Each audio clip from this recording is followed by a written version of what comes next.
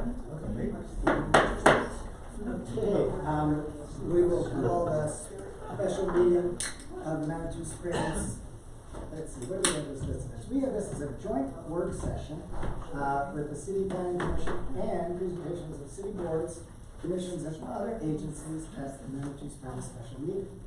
So we'll call that to order, and would you like to lead us to the Pledge of Allegiance? Just the first word. I pledge allegiance to the flag of the United States of America and to the republic for which it stands, one nation, under God, indivisible, with liberty and justice for all. Okay, roll call. Are you doing the roll call?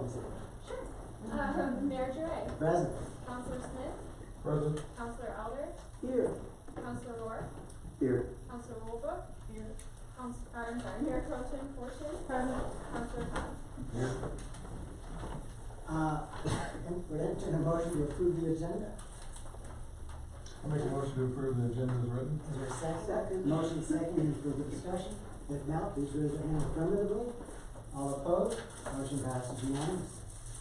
Item E, new business, resolution number 2119, resolution of City of Manitou Springs,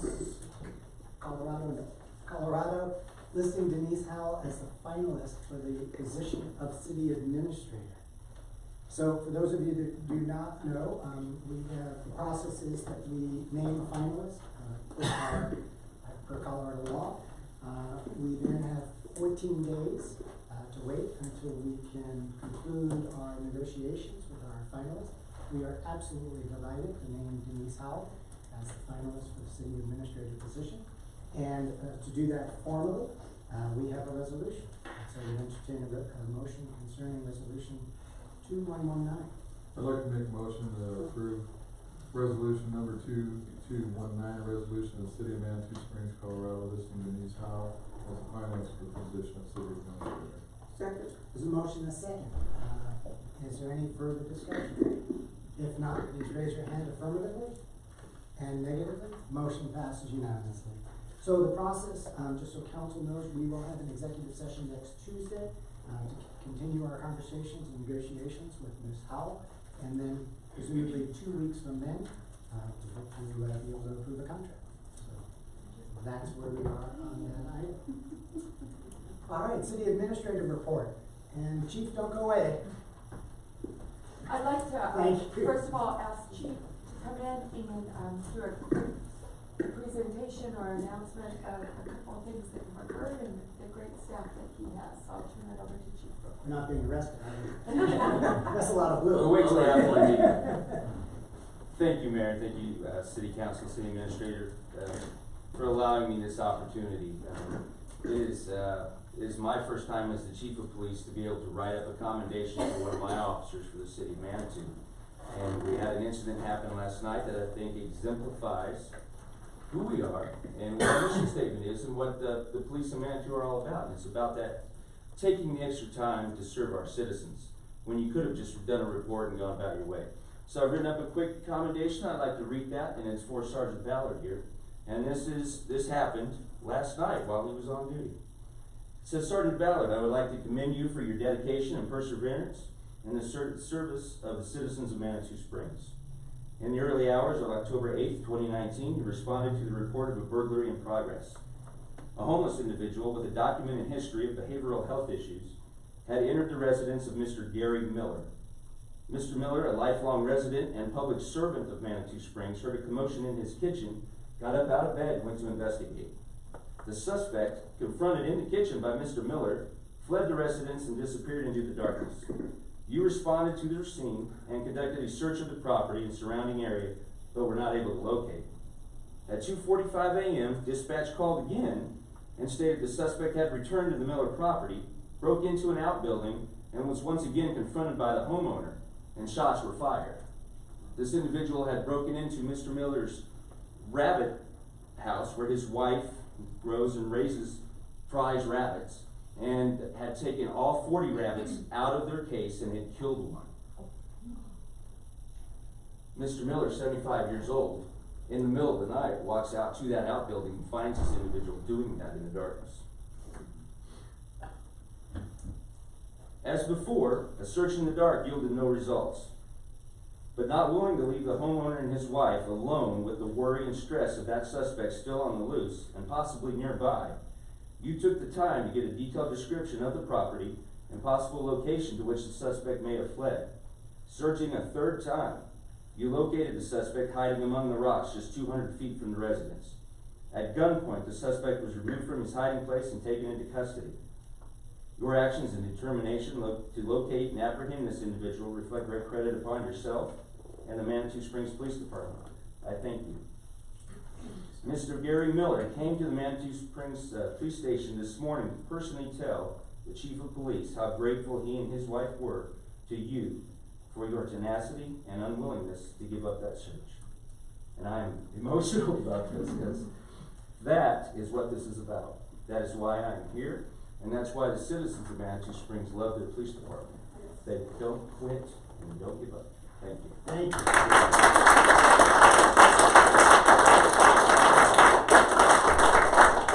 So I'm going to put this in his personnel file, and thank you again.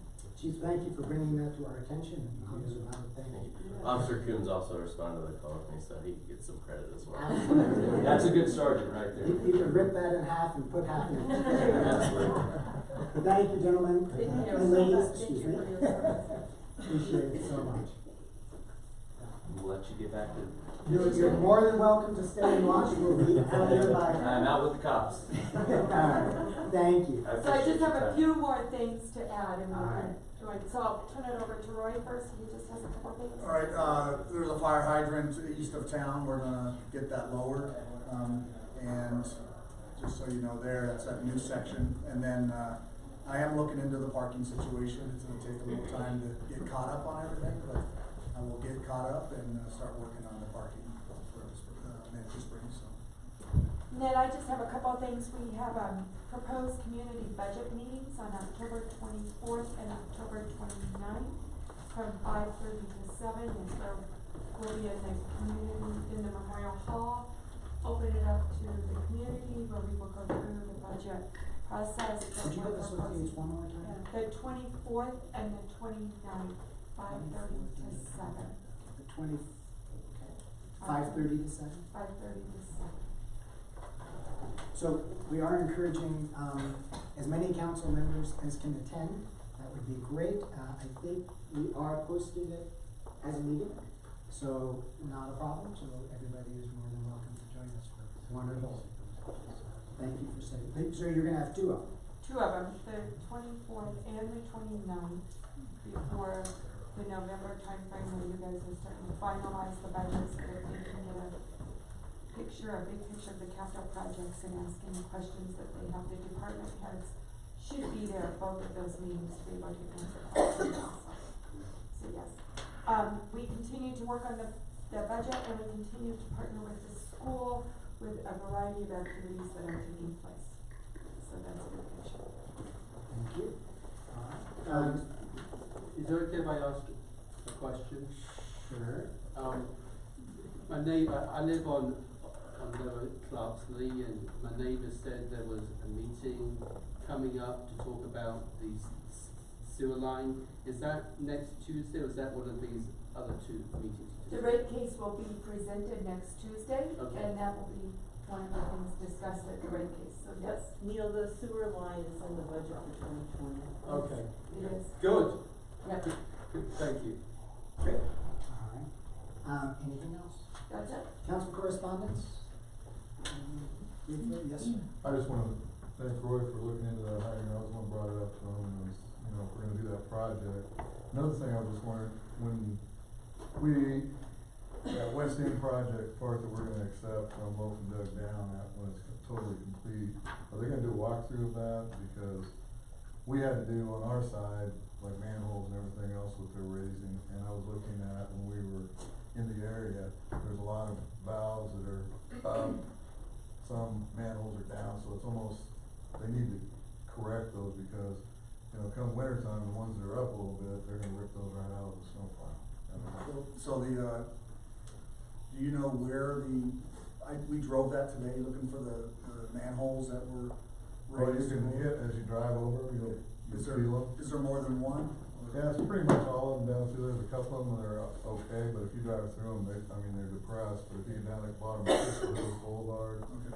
and Manchester Avenue, you look at those valves, and they're setting above grade, and that's just enough for the snowplow to rip that whole box out of there and plow. We were also told that there would be some correction to the, Crystal Hills Boulevard, where it connects to Manitou Boulevard. It dips and people are taking out the bottom of their cars. So hopefully that'll be mitigated somewhat. Okay, I'll look into that one, and I'll also check on Yeah, if you just drive, walkthrough. I'm assuming they would. yeah, if you just drive them, you can feel them that they're either level, and that's pretty, they can make them perfect, I mean, they really So can. we'll get Wildcat, that's, Right. so, I just didn't wanna have a success on it, and we're down there spending our dollars. okay. Take a look. You might wanna do that before November 15th at 10 o'clock. Currently is the tentative date for the ribbon cutting. So I assume they'll still take issues after that, but it'd be great to get it resolved before then. Okay. So if you're interested in that, keep an eye on it. That's the best I know, and if you have any more information. 10 a.m. No, November 15th, 10 maybe, a.m. maybe rain or shine, we'll see. So, anything else? Councilman Todd? Yeah, just briefly, we had a great budget meeting last Saturday, had a very healthy discussion about the limited funds we have in our reserve. We also had a discussion about, potentially excess tax being collected by the URA, kind of related to our dependency on, marijuana tax. The mayor shared his observations on the marijuana tax, which got into the public media, KRDL TV, and internally, I think it started a healthy discussion. It's not really a discussion via email. A former mayor weighed in on that, a current council member, and as we talk tonight with the boards and commissions, we have this question about where do we put funds, and there's a lot of requests for strategic opportunities, and that's what really the marijuana money was initially thought to be destined towards. So I'm looking forward to further discussion, but it's going to clearly be dynamic, I think, before we conclude. Okay. Yeah, it's interesting too. I know that Jay was on KRDO as well about the same issue today, so. Thank you both of you for taking that on. Yeah, this goes back to the snow removal. I was talking with a person today who was saying that they were concerned about using salt, for snow. We have a storm coming, we all know that. And they were saying, and I told them I'd send you an email, Denise, and I just didn't get a chance to today, about everybody leaves at 3:30. You know, the crews leave at 3:30, and, you know, 3:30, the days after the snow is when everything melts up, and it actually will scoop up easier with a snowplow. And was thinking if we could like overlap the schedules on snow days with the drivers or however it works, so that we don't have to use salt, which salt is bad for our concrete, bad for our creek, bad for our wildlife, and they were looking for ways to like not use that. And if we're not using salt, we're using something else, which has, you know, maybe equal damage potential or more. So I mean, you know, sweeping stuff off first, getting rid of it, and reducing the need for salt seems like a smart, sustainability-oriented avenue to consider. I think that's it. Okay, great. I listened in to the Council for Foreign Relations State and Local Affairs conference call, Mayor, that you gave us today. It was amazing, I have to admit, and I think that, if you guys go back to the email that the mayor forwarded, you can sign up to be notified when those calls happen. This one dealt with, how to maintain an adaptable, skilled workforce in the face of accelerating change in the workplace. So there were mayors on the call, there were, House and Senate representatives from states, there were, public works directors, all talking about how they get their staff, the resources to get extra education and certification and training for their jobs. And there were metropolitan areas and rural areas. We had a Colorado state senator on the call as well, talking about, how, you know, it's not easy to get certificates. It's easy to get a loan to go get your master's degree or your bachelor's degree, but not so much for just getting a certificate that might be exactly what you need for your municipal job. So I was really pleasantly surprised, and if you were wondering if it's worth getting on that list and knowing about those calls, it is. And I think for you guys, really, I don't even have any time. However, if you just get on that list, you might find that it's worth your hours worth of time, and it's certainly even planning and public works too. I mean, I'm sure there'll be topics related to finance that anyway, I can't say enough about it. It was really a well-spent hour.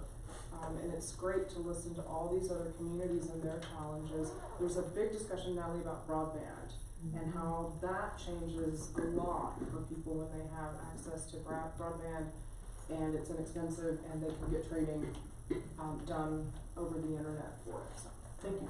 Thank you for sharing that. I was wondering about that. Appreciate that. As mentioned, I was interviewed by KRDO regarding the level of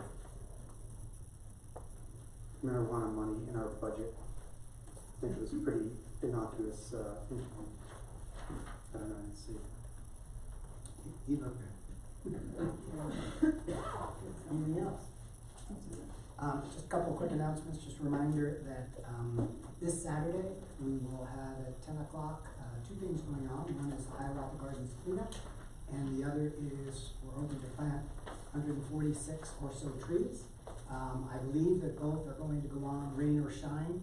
They didn't say snow or shine, but we're hoping that we don't get a lot of snow, so we'll be able to move forward. Keep an eye out for those of you that have either signed up, or if you haven't signed up, you might sign up, so that we can send a notice. We will send something out on Friday to figure out how much snow we get. But we are hoping that both events will go forward. Even if both events don't go forward, we're going to have a potluck that evening from 5 to 7. It's a community climate action celebration and pop-up. So we hope you can join us for that as well. If you are going to join us, please bring a set of play sets. A mess kit or play sets. We are trying hard to make this event as waste neutral as possible. We're struggling a little bit with some of the elements, but if you can bring your play settings, that'd be great. Bring your food, drink, come visit with your neighbors. We'll have 10, no, more than that. How many different groups? Oh gosh, more than 10. More than 10. So we're gonna have more than 10 different community groups and regional groups, environmental groups, city groups, talking about what they're doing, getting people inspired, getting people connected. So we will have a lot of that going on, and we'll have some great door prizes. Thank you. There you go. So we have some really big door prizes, and it should be a great great pop-up. So please do join us. The snow will be beneficial for what we're doing. Excellent. I like to hear Not that. great for the people, but if you dress properly, it's better for the Good. Like to hear that. Anything else? All right. If not, we are going to adjourn our special meeting and go into our work session. First item on our work session is Board, Commission, Agency 2019 update and 2020 priorities. So we have, for those of you that don't know, there are, how many are there? 12? 10 to 11 presentations that we have tonight. I think most of you are here for one aspect of that or another. And so we have asked you to please keep your presentation short. The way we'll be doing it tonight, I think, is about 10 minutes for each group, but this isn't the last opportunity for you to weigh in. This is an opportunity for you to give us some information at this point that we can take into the mix as we continue our budget discussions. So we'll review the goals, objectives, thank you. Review the goals and objectives that the groups have worked on in 2018, a little bit about the budget moving forward. We're not going to finalize anything concerning the specific either goals, objectives, or budget. I anticipate, and this is going to be in large part up to Ms. Howard and the council, but the first of the year, there'll be a more formal review about the work plan for each of the appropriate groups. And I assume that that may take place.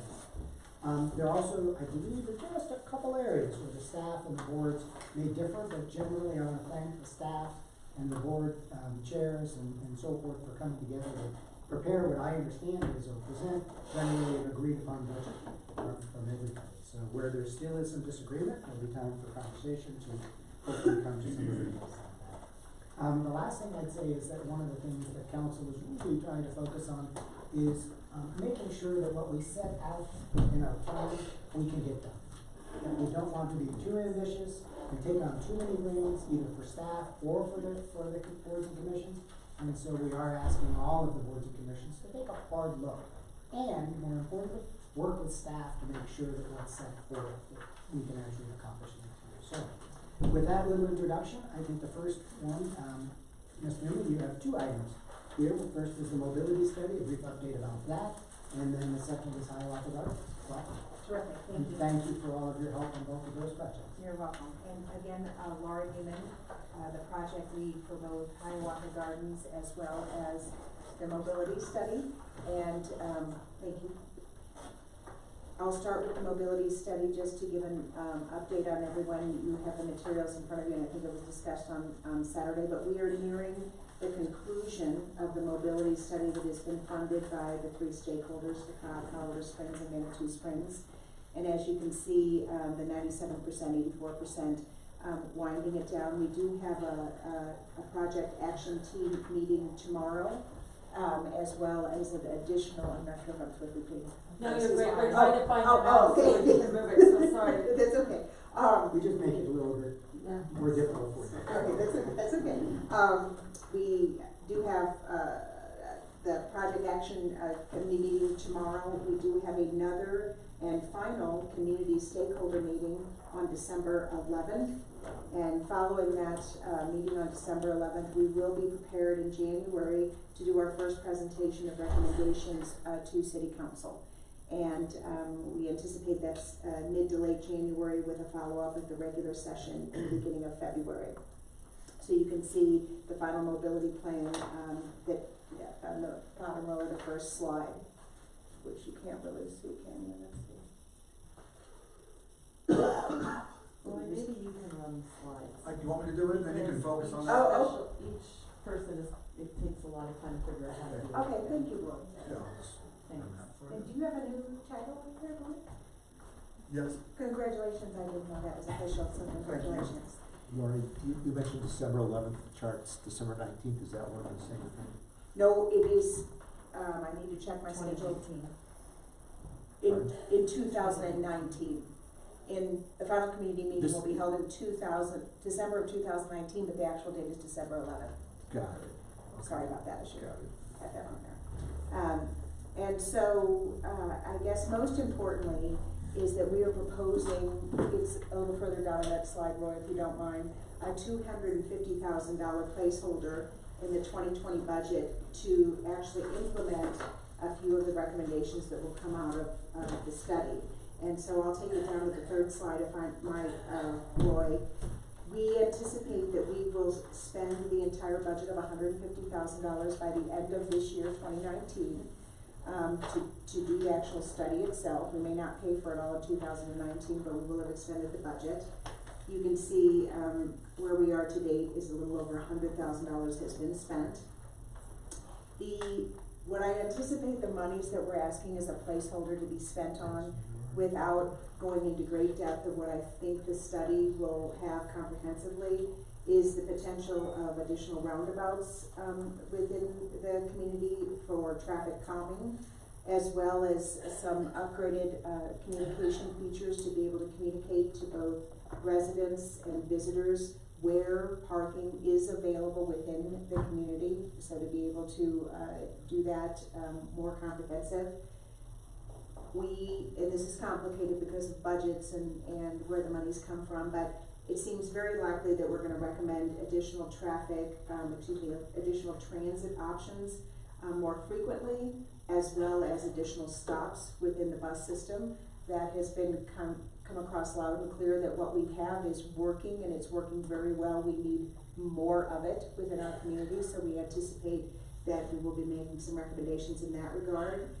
And the money won't cover all of this, but it also seems likely some enhancements and improvements to Lover's Lane will be, recommended from the study as well.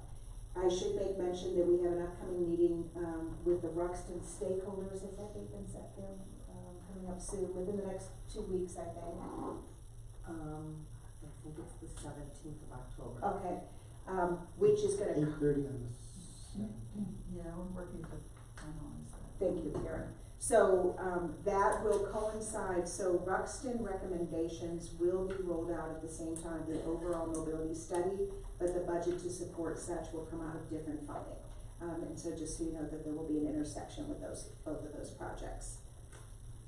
That concludes the mobility study unless there are any questions. Any questions for Ms. Newman?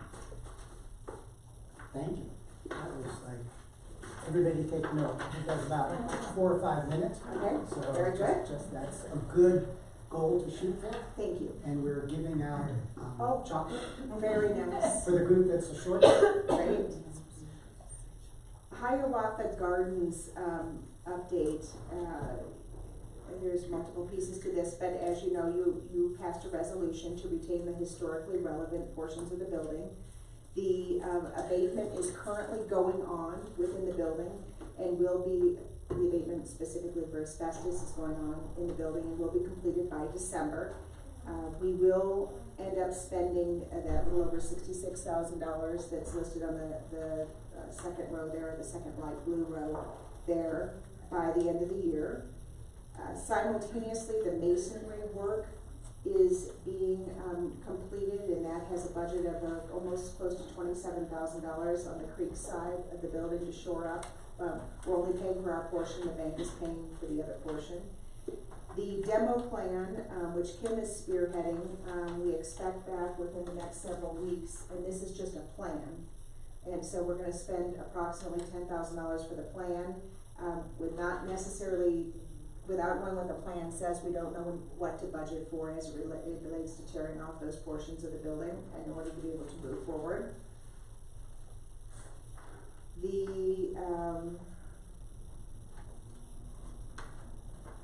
This says did you say the same thing?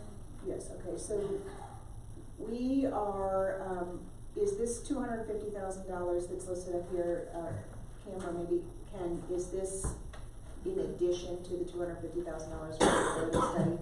No, same money. Mobility stuff, mobility study money. Right. But you. What I'm asking, I had proposed to council additional money for Hiawatha Gardens specifically to move forward on the demo and so forth. Okay, so- Conversation about different pot of money for different things. But I'll pause with that and continue on this next slide if I could. So what's important to note is both Hiawatha Gardens, as well as the mobility study, as well as a parking management study, are all using the PPRTA funds associated with, originally for Hiawatha Garden and Associated Transit. And by the end of this year, within reason, we anticipate there'll be about $83,000 left over.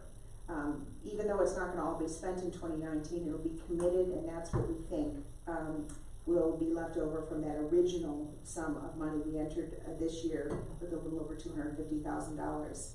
And you can see the points that I made are $50,000 for the mobility study, the $35,500 for the parking management assessment, the abatement that's going on a little over 66, the demo plan, which is almost back at 10,000, and then the masonry work a little over $26,000.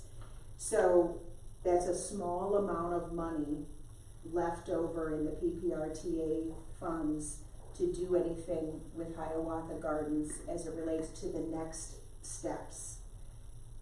I do want to make mention that I think you all recall, and I should have had it on the slides, that as part of the COG agreement, they have committed to a matching, starting at $500,000 and upward, to resolve the parking challenges associated with the COG. I've had discussions with the COG that if indeed we do something at Hiawatha Gardens that helps in that regard, the purchase price for the building and the site, a little over $1 million, could be considered our match. And they would then match that. but it would have to do with parking specifically. So I just wanna put, that out there so we don't forget that. The mobility study, as it winds down, the Hiawatha Gardens team, which is Task Force 2, there's been 2 groups that have worked on Hiawatha Gardens since the purchase of the property. We are gonna start reconvening at the end of October through at least the end of February and start collating some of the community ideas that have already come out. A lot of people have spoken up, a lot of people have given us wonderful ideas, and really start talking about what can work in that space and what potential funding sources there are, grants and so forth, so that we can actually do something with Hiawatha Gardens in the new year. God bless you. Because as you know, coinciding with the tree planting this Saturday, you mentioned, we are cleaning up the Hiawatha Gardens site to make it look more appealing. The porta potties will still be out there, but the landscape will look better. There'll be more trees, the trash will be picked up. We're gonna do some things different with the sign, just saying ideas at work so that people know that the city's keeping the building. But that's kind of the prelude to, we're gonna start making some significant recommendations about the building itself. Which brings us to, I believe, a request that was or was not discussed on Saturday, I'm not sure, for an additional $250,000 to be put toward something with the building itself. It's actually $350, but we will have that discussion in conjunction in 2 weeks, but I had thrown it out and we weren't going to necessarily debate it tonight. Okay. It'll be a discussion in 2 weeks when we talk about URA funds and other projects that we wanna look at. Very good. I think that concludes,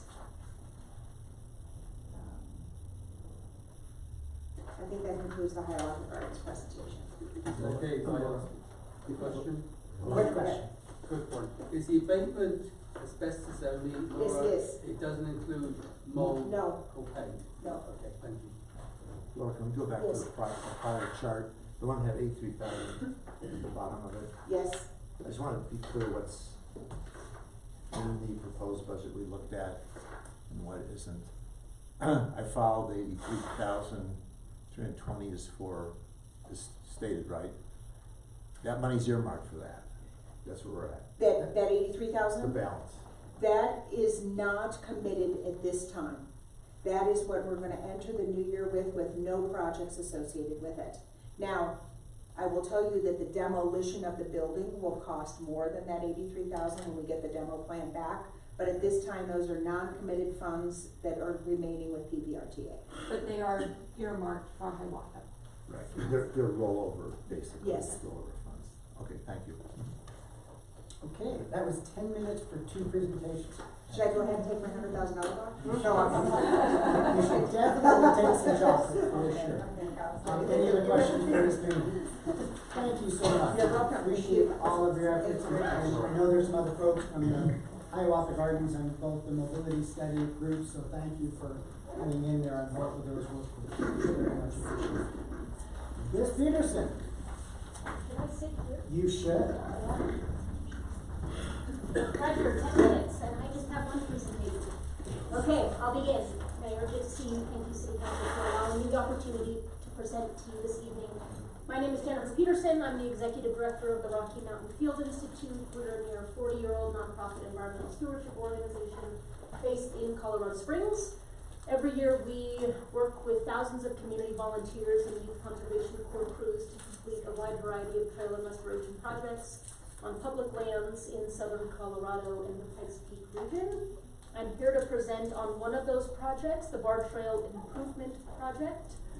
Several plans relevant to the city of Manitou Springs support our request. You can see them listed here with the specific sections or goals. Plan Manitou, either they support our project or support generally the stewardship, maintenance, and care of parks, open spaces, and trails in Manitou Springs. Our proposed estimated budget at this time for our project is $41,400. We come to the table with $20,000 secured from the city of Colorado Springs through a successful Lodgers Automobile and Rental Tax grant proposal that has to be approved through their city council in November, December of this year. But if the committee puts that forward to city council, usually council, approves what the committee suggests. We're asking for Manitou Springs to match that with a $20,000 donation to support the Bar Trail Improvement Project. The $1,400 remaining will come from various grants and fundraising activities that Renfee will take the lead on.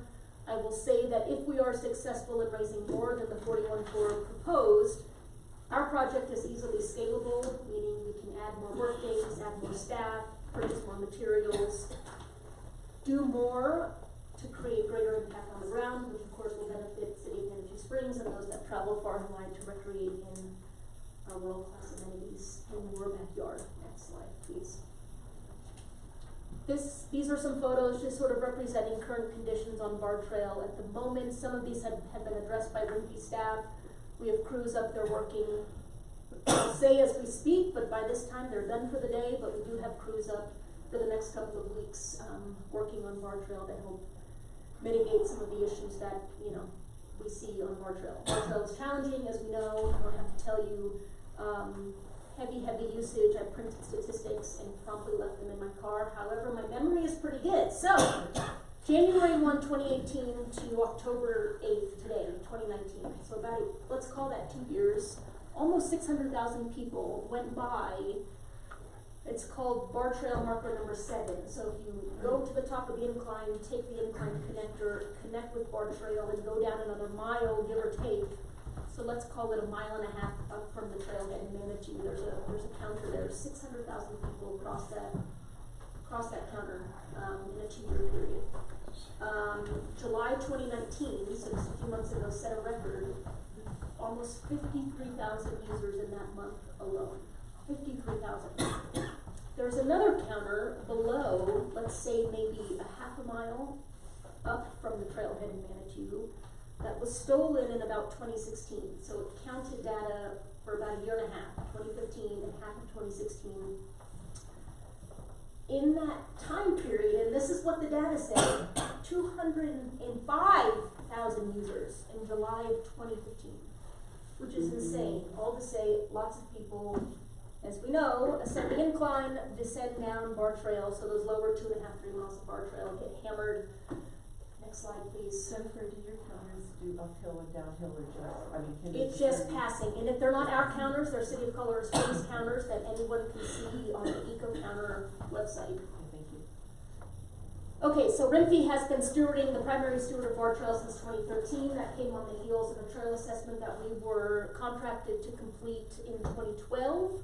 That was when Mayor Snyder was on board. That was before my time at Renfee, but that came on the heels of a lot of planning. 2011, the incline management plan came out, and the intergovernmental agreements and various reports and things were being signed. So we completed an assessment to document sort of the conditions of Bar Trail at that time, as well as to prioritize stewardship objectives and priorities. So that has really been very useful in setting stewardship goals and objectives on an annual basis.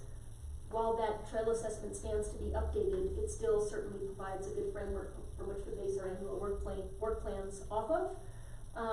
Also, Bar Trail is one of those trails that can almost change on a daily basis depending on use, depending on environmental conditions, rainstorms that come, things wash away. Pikes Peak granite is one of the most highly erosive soils in the country. So oftentimes, despite what the assessment says, Renfee is often called to treat sort of emergency conditions on Bar Trail when they come about. So annually since 2013, Renfee received $40,000 a year. That revenue came from Bar Trail parking lot funds, and it's listed in the Manitou Post plan that Renfee, the City of Manitou Springs, provides Renfee $40,000 annually for Bar Trail maintenance. That was the case until 2017 when those funds dropped to $35,000, and 2018 when they dropped to just a little over $16,000. This year, 0 in 2019, and I know we've had meetings, and this is not to throw anyone under the bus. This is just the facts. And so Renfee was called upon to sort of write some grants and do some additional fundraising to help fill that $40,000 gap, which we were successful in doing, thanks to groups like REI, and Incline Friends, and City of Colorado Springs, LART grant program. Just a question, Jennifer. Yes. Did not Manitou provide you some funding funding a conservation trust fund for equipment or supplies? So yeah, that was tied into the 16128, I think $2,500 of that was, conservation trust fund. Small amount, but nonetheless, there was Yep. some contribution. That came, specifically to be used for materials. Great, okay, thank you. So as I mentioned, we've already secured $20,000 from the city of Colorado Springs for 2020 work objectives. As I mentioned, the budget is 41.4, but if we are able to secure that or more, we're able to scale the project up by adding more workdays, more staff. We've been really focusing our efforts on the lower 2.5, 3 miles of our trail, given the tremendous use, hundreds of thousands of people going up and down that trail on an annual basis. Really what we're trying to do is improve drainage off the trail, put in fencing and other things to delineate traffic along the trail. There's tremendous amount of switchback cutting. If you've been up there, which can cause significant damage to the surrounding landscape. Really wanting to harden the trail surface to improve durability and sustainability of the trail, reduce downflow cutting, channelization, really constructing erosion control features that help stabilize the soil surface and minimize erosion, trying to hold that erosive Pikes Peak granite in place the best that we can. So that's what I got. I didn't time myself. Hopefully it's quick enough. But thank you so much. I'm happy to take any questions that you have. Just appreciate you hearing me and giving me the time to present.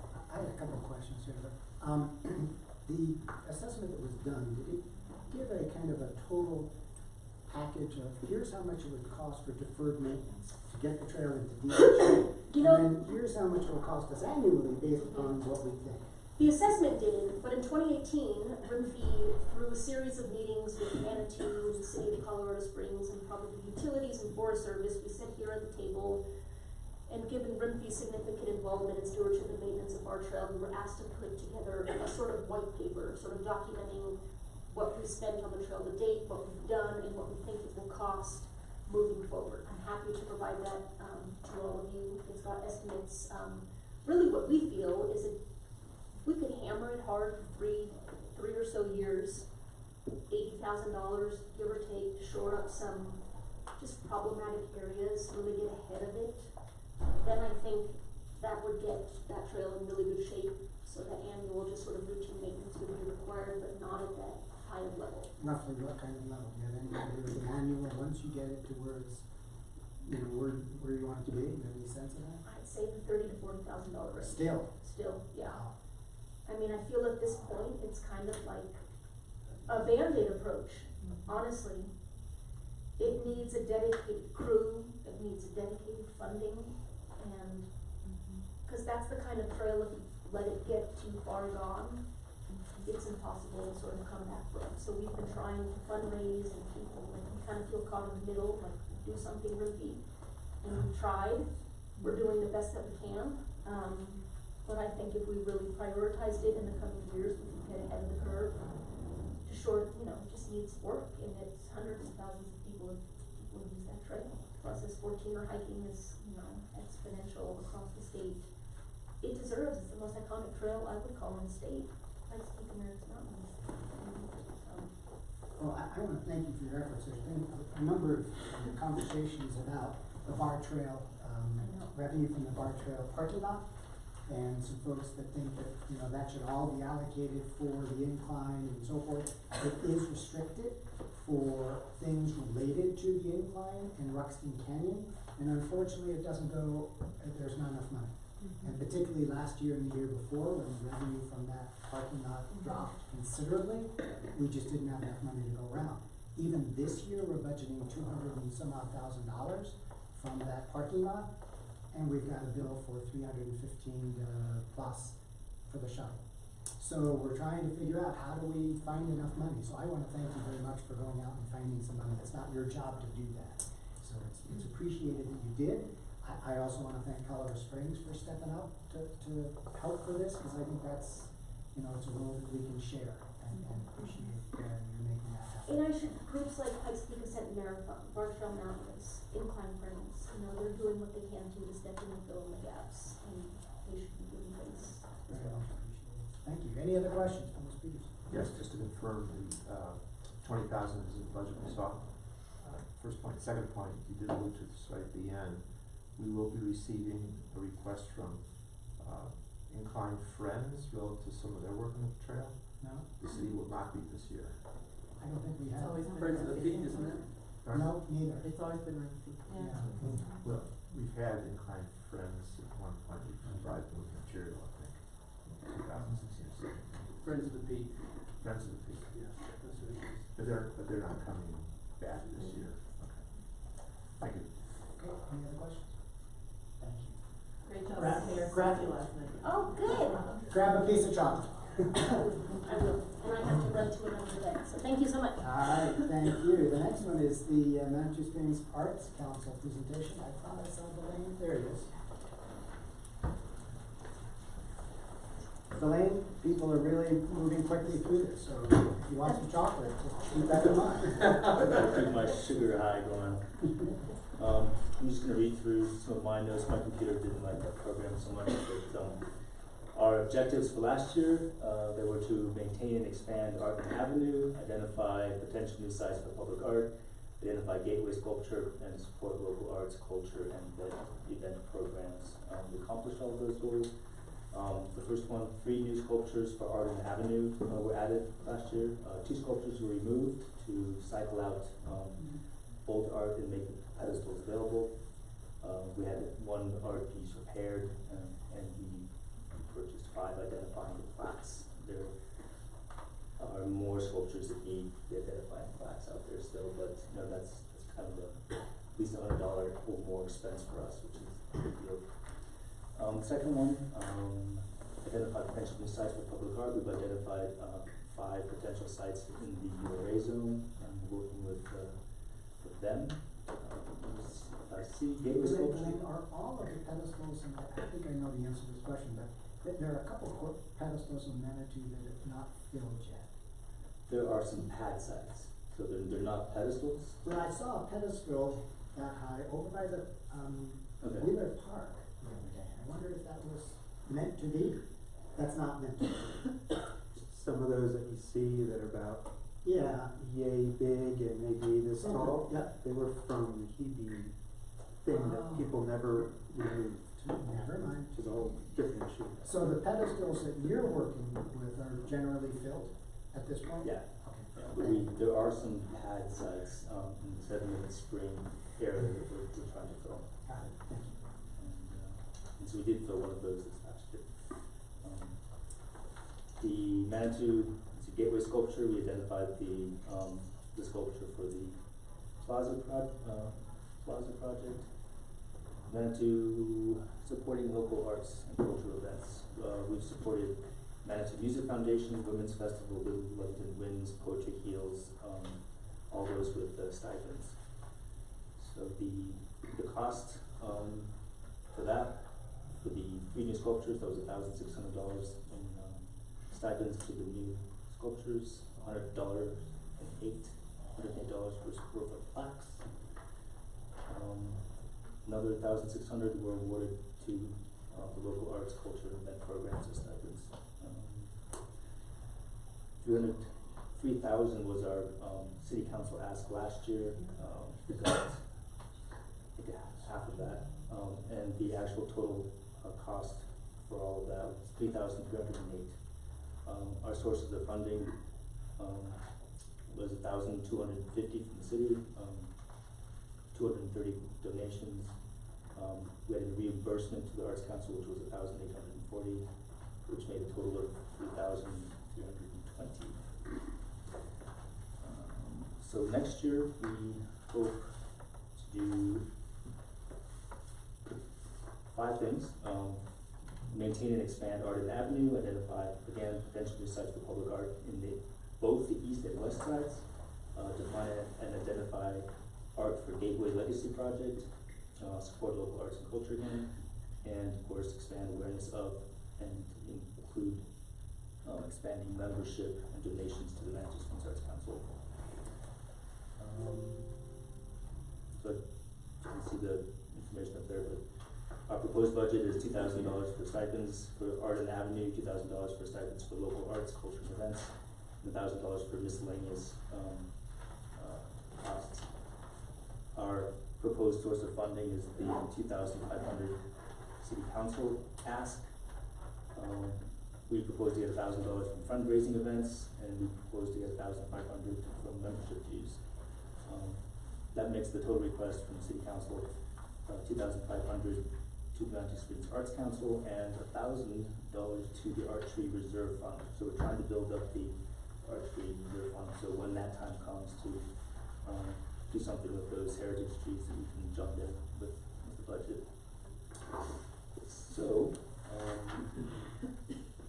comments, additional comments and summary? Any questions for Don?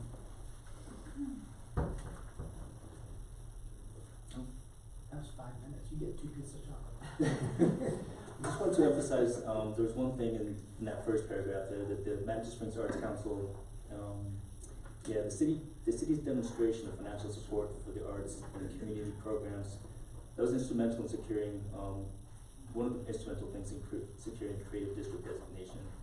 And as that designation will be revisited in the future, sort of just a small thing like financial support from City Council is something they look at for the creative industry. So we hope that you will consider continuing to support this.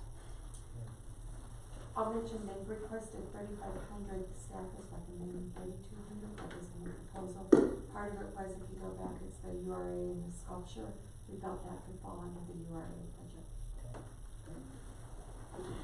Lynn, thank you very much. I think that the art all throughout town is wonderful. Just driving here, there's a woman taking a photo of one of the sculptures.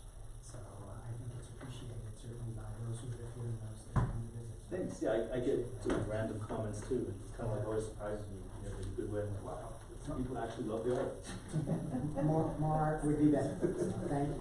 Thank you. All right. Let's see. Park and Rec Advisory Board. Tanu? Anybody else from the Park and Rec Advisory Board want to join us?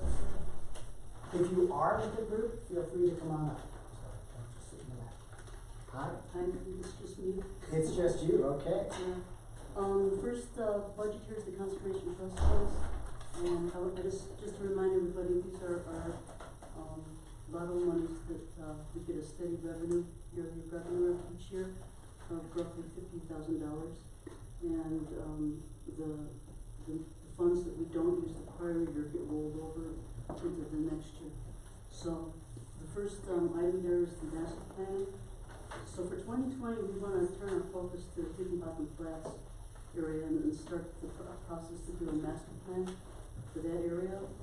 And then we want to do a title search for Wheeler Park, because we've got the survey done, but we never found out where the property easements are with the post office and Wheeler Park.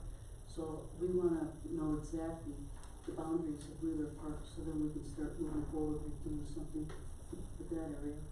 Our urban forestry plan is to try to complete our tree survey for the pocket parks and the rest of the smaller parks that we never got done.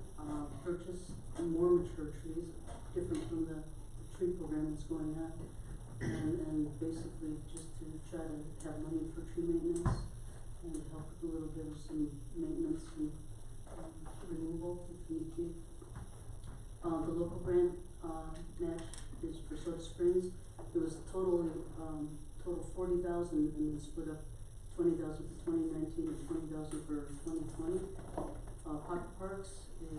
But does that mean that are you going to reapply for? No, basically, what our match was for the local grant was 40,000 from this particular fund, and then 47,800 something that we were requesting, or that was earmarked from the El Paso Backers Capital Improvement Right, Fund. for next year.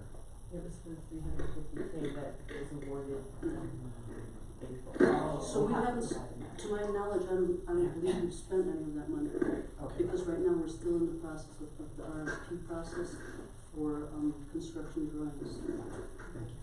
Just to remind us, which section of Soda Springs is that, the furthest one out? Yes, the one on the west end. Yeah. Yeah. Okay. Thanks. Pocket Parks is also the miscellaneous line item for capital improvements in parks. And the Pocket Parks is also for some structural capital improvements for some of the Mineral Springs ponds, if need be.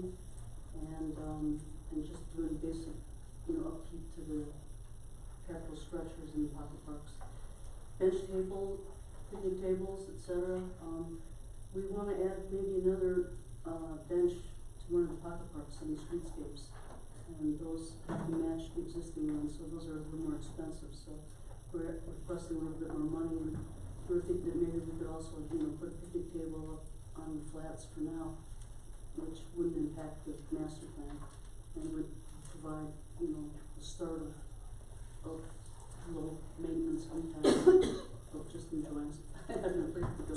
So you envision with this master plan, if you're talking about, will incorporate both, all of the city property and the combined city, state, the flats property, the whole piece? The whole enchilada. Okay. Yeah.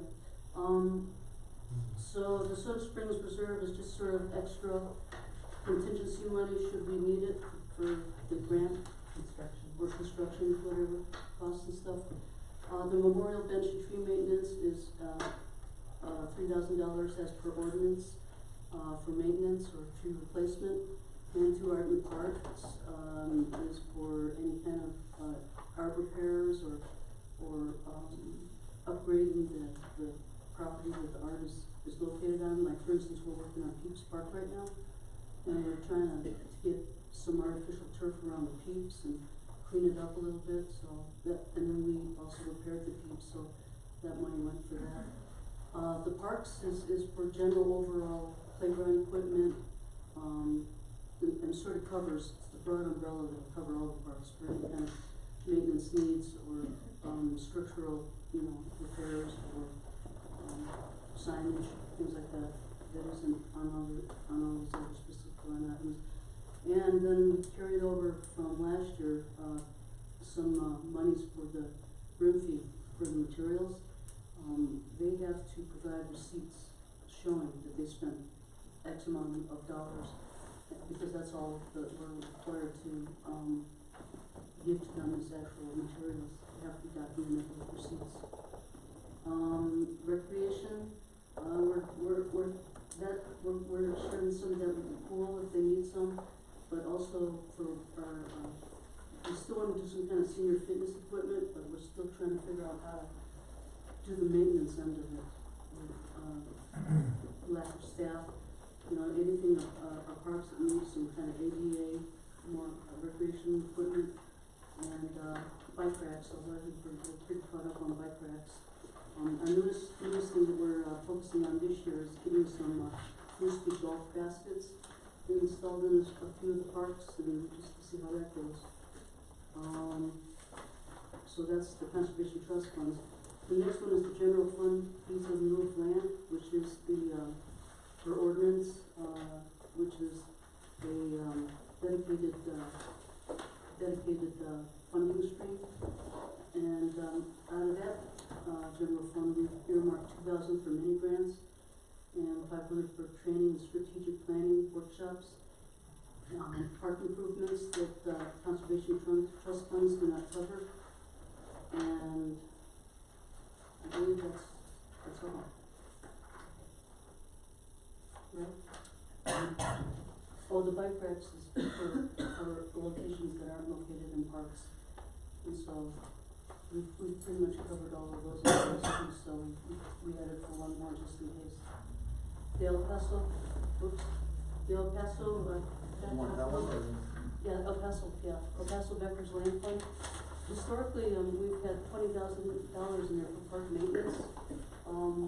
When the bond issue was passed, there was a stipulation in there that this fund, which is a continual revenue stream every year, these funds were, designed for maintenance of the skate park, the skate bowl, and for someone to do some maintenance at the park, so that's why that one is sustained. It's since been expanded to all parks, though. Just No. the capital portion, not the maintenance. That's just the capital. Right, just the capital portion. And so, so historically, we've always had, kind of set aside $20,000 for skate bowl maintenance, et cetera. And then out of the capital, expenses, there's $47,866 that is the rest of our GoPro matching grant. Any questions for Diane? So as I understand, the total, request here is about 240,000, just under that, about 239. Well, yeah, but Give or take. you have to separate them, you can't just. Well, I'm just looking at the total. Compared to the total staff recommendation is just about 194, 195, something like that. That has not been, established yet, and the staff has So they're not had still an working on opportunity that. to, fit together yet. Perfect. So are you talking about all three of these funds I added am. up together? Mm-hmm. Okay. And so, because each of these funds have different I understand, I'm balances, just right? looking generically, we have a spreadsheet with the total. Okay, okay. Okay, so it sounds like there's still gonna be some additional discussion. Mr. Cheney, thank you for taking. When does the Lane, when does the Lane fund run out of money? Well, the capital one is, once that money's gone, it's gone. So whatever Otherwise, balance that we have left in the capital, improvement or the capital, expense fund, which I don't know what the balance is, a lot of that went toward the Shriver parking lot. And then then we have the 47,866 earmarked for the GoPro grant. And then the rest of it, I don't know. Becca, do you have any? Since the, Shriver Bridge is gonna be, about half, I think, of what it was originally planned, there could be about 175,000 left In the at the end El of this year. In the El Paso County Fund. Right, for capital. It's a capital, yeah, capital expense funds. And then what's the source of the maintenance component of that fund? It's 1 mil, it's a property. And that just property tax. continues It's ongoing. for me? Okay. Thank you. Any other questions? Thank you. Okay, well, Thank you for all of your years of service in the park and rec board, very much appreciated. And she made it in, 9 minutes. Great. Open Space Advisory Committee, Ms. Wilson. No, and Ms. Both of Wilson, them. excuse me, I only have one name here. He's a lovely surprise. Okay, so now does that mean, that does not mean you get double the amount of time? That's right. We don't need it, it means But we we're are- twice as efficient. We are thankful to have both of you here. What would you like to? Well, thank you, Council, this evening. We appreciate the time you've given us. Our main mission here at the POSAC is we're charged with the responsibility of acquiring and preserving and protecting our open spaces and trails in the city of Manitou Springs. Our funding is separate, seems to be separate and apart from the traditional sources of funding that the city derives its revenue. Our funding is derived from a voter initiative passed in 1995. There was at that time, it was an 8/10 of a mil passed, ad valorem tax passed, as well as a 0.1% sales tax, both of which are used to fund all our projects in open spaces and trails. And that won't expire until 2032, when I will probably be dead. That might be gone too, so. But anyway, we have a good time at open spaces. We rely heavily on our volunteers. We have a wonderful pool of volunteers that help us out on the trails and open spaces. One of the things we're focused on is acquisitions, of course. Our priority area is the Peakview properties, which is the ridgeline located above the high school stadium.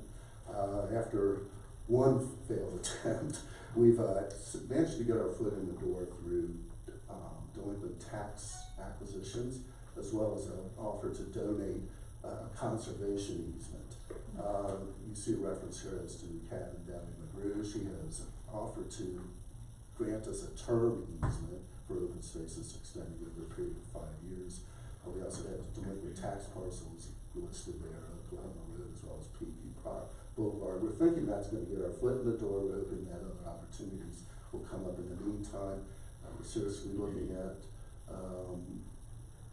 also looking at other scattered pieces throughout our open space areas. We're targeting delinquent tax sales, which is a new approach for us. We've sent out, after sending out letters of solicitation for the donations and acquisition of parcels, we seem to be encountering some good success with delinquent tax parcels at the moment. towns that are charged with responsibility for, sanctioning management plans regulating our open spaces. This is done at the recommendation of the Palmer Land Trust. Our management plans are typically 5 years long. We have Iron Mountain Management Plan and the Black Canyon Cultural Inventory Assessment, both of which are conducted by volunteers. You might notice that we've allocated several $1,000s for these projects, but fortunately our pool is such that we're able to draw from our volunteers to do the completion of these projects. Iron Mountain Management Plan is basically an update of the existing plan. There's no significant changes on that. We hope to finish that by the end of the year.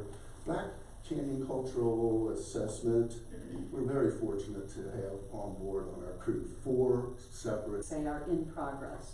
And so noxious weed mitigation, we did this year just to assure you we're never using any chemical sprays or anything like that. This, if it's called upon, as hand pulling and usually at the direction of the management plans for these properties.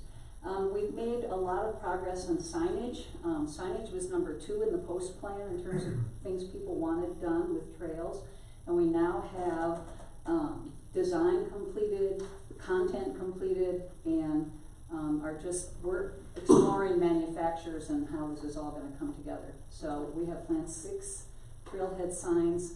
I think you'll be really nice, they'll be really nice. You'll be interested in, and maybe have not seen yet what's allowed and not allowed on our open space, but there's a lot of discussion, no smoking, had a long discussion about drones, some of those kinds of things. So anyway, hopefully we'll get those signs in at the latest by next spring. I think that covers it. Training, we were hoping to send people to the Colorado Open Space Alliance this year, and it just came at a time that nobody could go. But we're aiming to do that again next year. Did I miss one? Oh, the Intamin Trail reroute. So I don't know how many of you use Intamin Trail regularly, but those of you who are familiar with the long stairs, kind of in the middle of the trail, that have seen a lot of money put into them over the last several years, and that pretty much seem to be unsustainable in their present state. If you go there now, you'll see that there's been a reroute around those stairs. That's a climb, but nothing like those stairs, and will be a maintainable trail into the distant future. You're welcome to go up and take a look at it. The original plan has called for us then to rehab the stairway, take out the railroad ties, replant that section, and rehab that part of the trail. We're getting a little bit of pushback from bikers who seem to want it both ways. They want the reroute so that they don't have to ride up the stairs, but they like riding down the stairs. So, but really, we don't want to tear up the mountain anymore. I would say, we want to rehab those stairs. And I might add too, that's a 3-phase project. We're presently near the completion of phase 1, which is the construction of an 800-foot trail. It involves, it's very challenging to build, by the way. It was a saddle as well as a 65% grades along that proposed trail.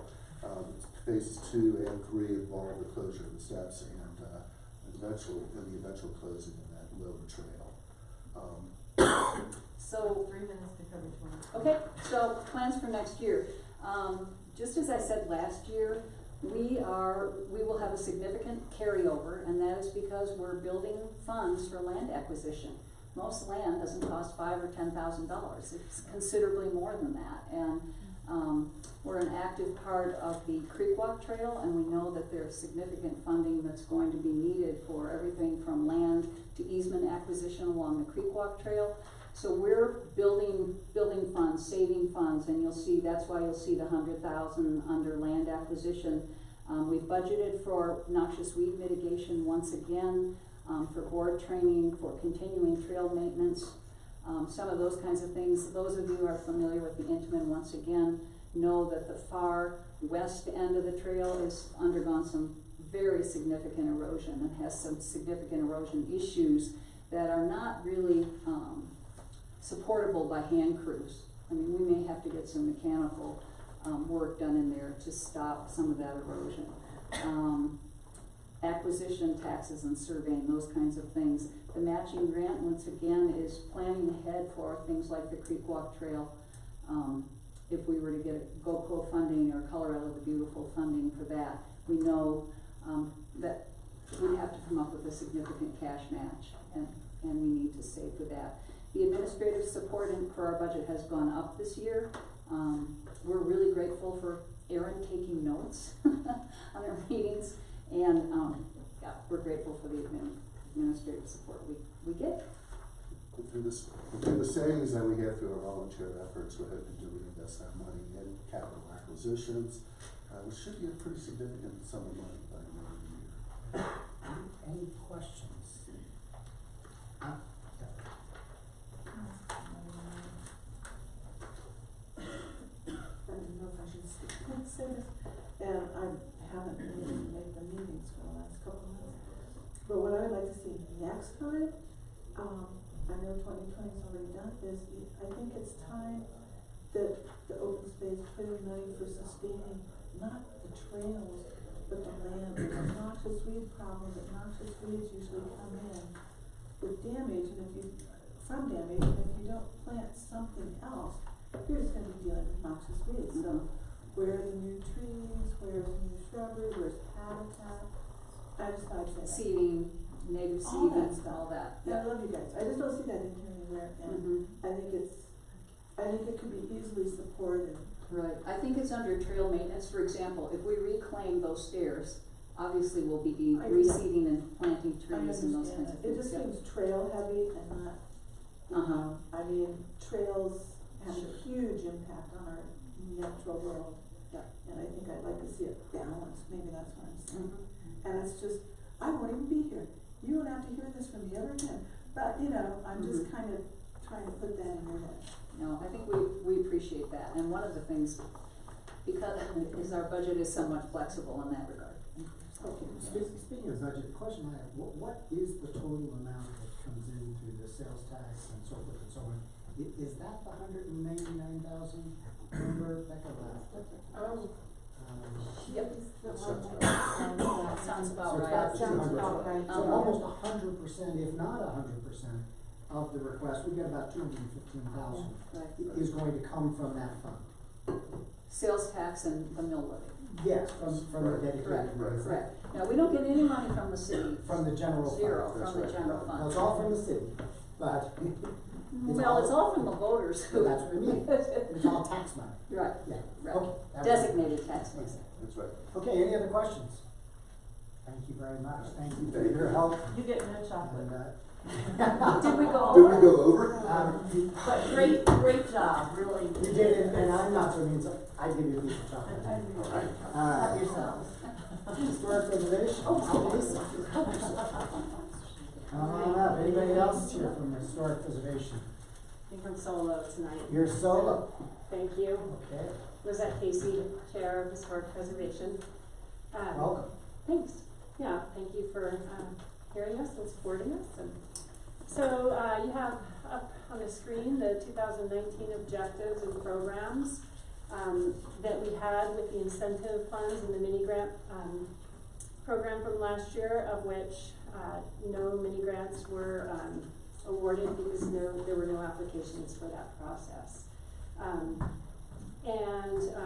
There were no historic preservation grant expenses, budgeted 5,000, zero actual costs due to no grant applications for that either. So do you think that's because there isn't a need, or because people don't know about it? I think it's the latter, and I think that's part of our efforts as we move into 2020 with our public outreach, is to just bring more awareness to those two programs. But the second one, the Historic Preservation Grant, that sometimes you just don't have a need. That's usually someone requiring a nonprofit supporter for that, and so it just didn't happen. Other than this usually. Then HPC support, we had honor awards in so Preservation Honor and Preservation Pioneer Awards this year, of which you can kind of see the breakdown of where that budget was and what that went to.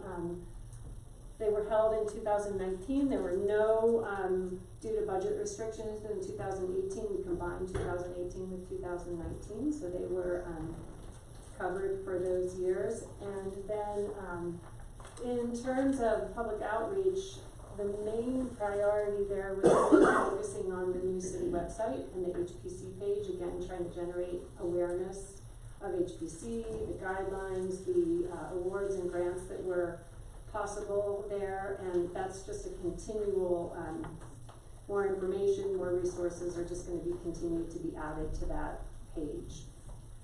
And then the survey grant match and design guidelines updates, we did not at that point have the staff or capacity to undertake those efforts. There were changes to the way that the CLG and the State Historic Fund grants could be leveraged against each other. And so that didn't occur, but in 2020, and I'll share that in a minute, some projects there that we think are more realistic to the staff, certified local government. So that's 2019 update. And then 2020, a couple things there, just again, with the historic preservation incentives, we're looking at proposing updates to that program so that we can get some increased use out of that, more public awareness, and then maybe targeting some critical preservation issues. Grant expenses, in that second area, again, this funding was reduced from previously in 2019, 5,000 to 1,000 just due to the lack of applicants in that. So, and again, that could just be based on the way that grant is designed. Let's see. Honor awards, again, we'll continue with HPC support with our annual preservation honor awards. We feel that's a really positive highlight to, or a way to highlight preservation and educate the public. And we will continue with, we will have a board retreat this year in 2020. And one of the nice things is that with, in correlation with the CLG and the state providing opportunities for webinars and training online, that we'll take advantage of some of that, so that will increase the training level of the folks on the commission that are volunteers. And really kind of take some time during that board retreat to refocus on long-range goals and projects specifically related to Plan Manitou and the policies in Plan Manitou. And then the very last slide there that you have is the inventory. So do you, oh, you put it all on one there. I guess that's different than the one. So that historic district inventories, what we are really hoping to do here is really kind of pick up that project again and begin to do from a reconnaissance level inventory of contributing and non-contributing structures within the historic preservation district. Some time ago, there was some discussion that documentation could not be found. That those of us that were here when we started this recall that there were lists of contributing and non-contributing. We needed to do that as part of our certification. I'm wondering if that was ever discussed. Well, from what I understand, there was never a complete inventory like what we're describing here. So there were, it was a higher level inventory of the districts themselves, but not an individual, this house is a contributing, this house is non-contributing inventory. So. Okay. I recall differently, but well, it may not be available to, if it doesn't exist, it doesn't exist. But. I don't know if any Kim, we want to chime in? Sure. So my understanding is that not all of our districts were created when there was a requirement for these inventories. So we don't have them for all of them, and they're not complete for some of the ones that we do have. So we do have inventory, I think. 300 maybe, I think it is. I think it's like 300. 400, something like that. So that's the emphasis then on a desire to really get this done so that we have this and we have an inventory that we can utilize and grow over the the course of the next couple of years. And so that project and the survey plan, we wanna really focus on specific properties, recommendations, as they relate to the National District Registrar and individual property nominations and kind of target those areas. And then thinking about breaking that project into different phases so that we can use different fund sources to support them. Great. Anything else? Any questions for Ms. Casey? One other question. My understanding is that we may be seeing from you, from planning staff, some changes, proposed changes to the HPC ordinance. Yeah, that's before the end of the month? Well, I think it's gonna come back, wasn't it? For the end of the year? For the end of the year. I had heard by October. Well, we were hoping at the last meeting that we would have, kind of fine-tuned that, but we still have a little bit more work to do, so. By It's the gotta end go of the back to year, the we- attorney to get that organized, so that's the, Thank you. yes. Any other questions? Great. Great. Thank you very much. Thank you. Appreciate your preserving all of our history. I'm gonna pass. Thank you, guys. Appreciate your hard work. Thank you. Housing Advisory Board presentation, Ms. Torres. And Mr. Whoever from the Housing Board, feel free to There's come a up. lot of us here. A lot, and you know what, I'm glad to have as many as would like to come up. If we don't have enough chairs, bring on up. Whitney's here also. Alan is part of. Come on up. Quarter of us here. You don't get any more time because there's more people, but feel free to join us. All right. Yeah, Whitney said she did. Welcome. Okay. Well, it looks like we have the planning commission. Yeah, we've got the wrong. And the housing advisory board.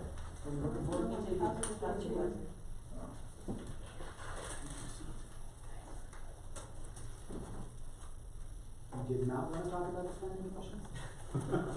Not yet. Not yet. Still coming. Anytime left over, feel free. All right. Alright, so, I believe you have a memo that, I wrote up that is a little more detailed about what we've done in 2019.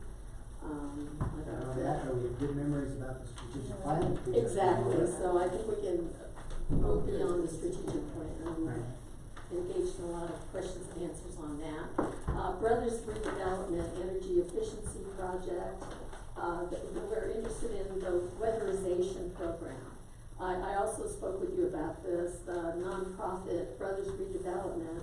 They're funded by El Paso County through the CDBG funds. And they are funded to provide housing and rehabilitation services to low-income, elderly, and disabled residents. And in order to help combat climate change, they have created, at our request, a pilot project for Manitou Springs, which will, in addition to just rehabilitation, include incorporating some energy efficiency measures into their program. And so, they do hire, the Energy Resource Center, which is a local organization, to do the energy efficiency work. They partner together on this. And the beauty of this program is that they do all the administration, all the management, and so it's not a burden to our staff. So, with over 35% of our housing stock in Manitou Springs built before 1940, and about 80% of that, or 90% at least, being 25 years old or older, our city really needs weatherization.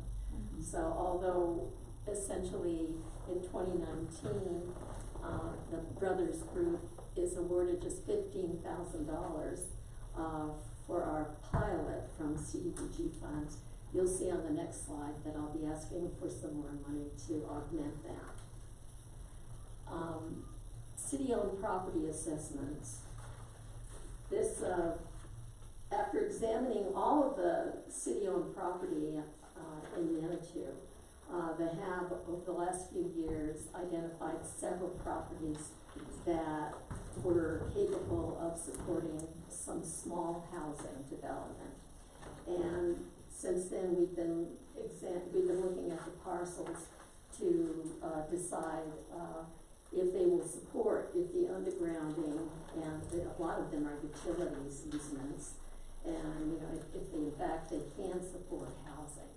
And most of the ones that we've looked at to date, according to public services, without employing any engineering funds actually, have public services has decided that they can't support housing because of other needs.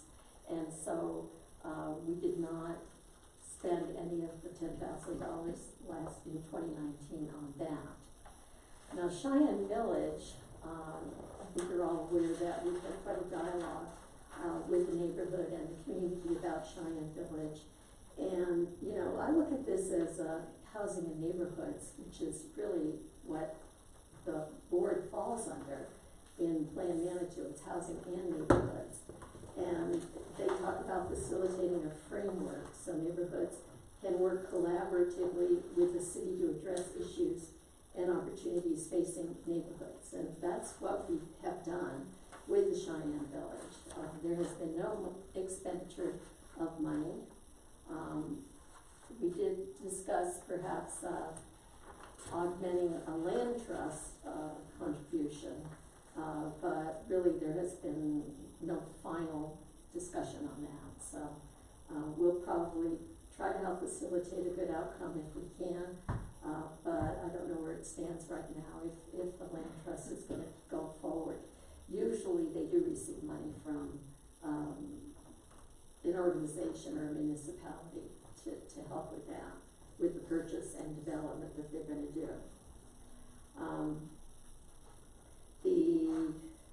There's a time factor at 5 minutes, Corinne. Okay. Well, the URA affordable housing discussions, but they have been ongoing recently actually, and hopefully will continue into the future.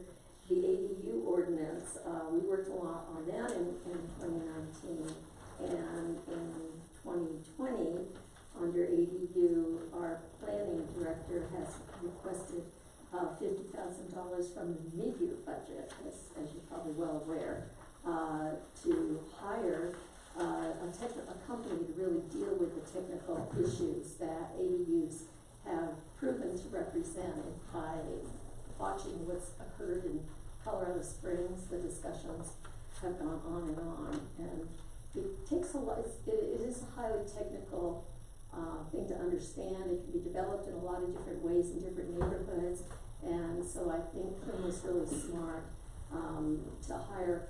She'll be doing an RFP for that in the future, but to look at having some experts that will facilitate the community dialogue. Because a lot of education really needs to occur with that, and I know this group is interested in community dialogue.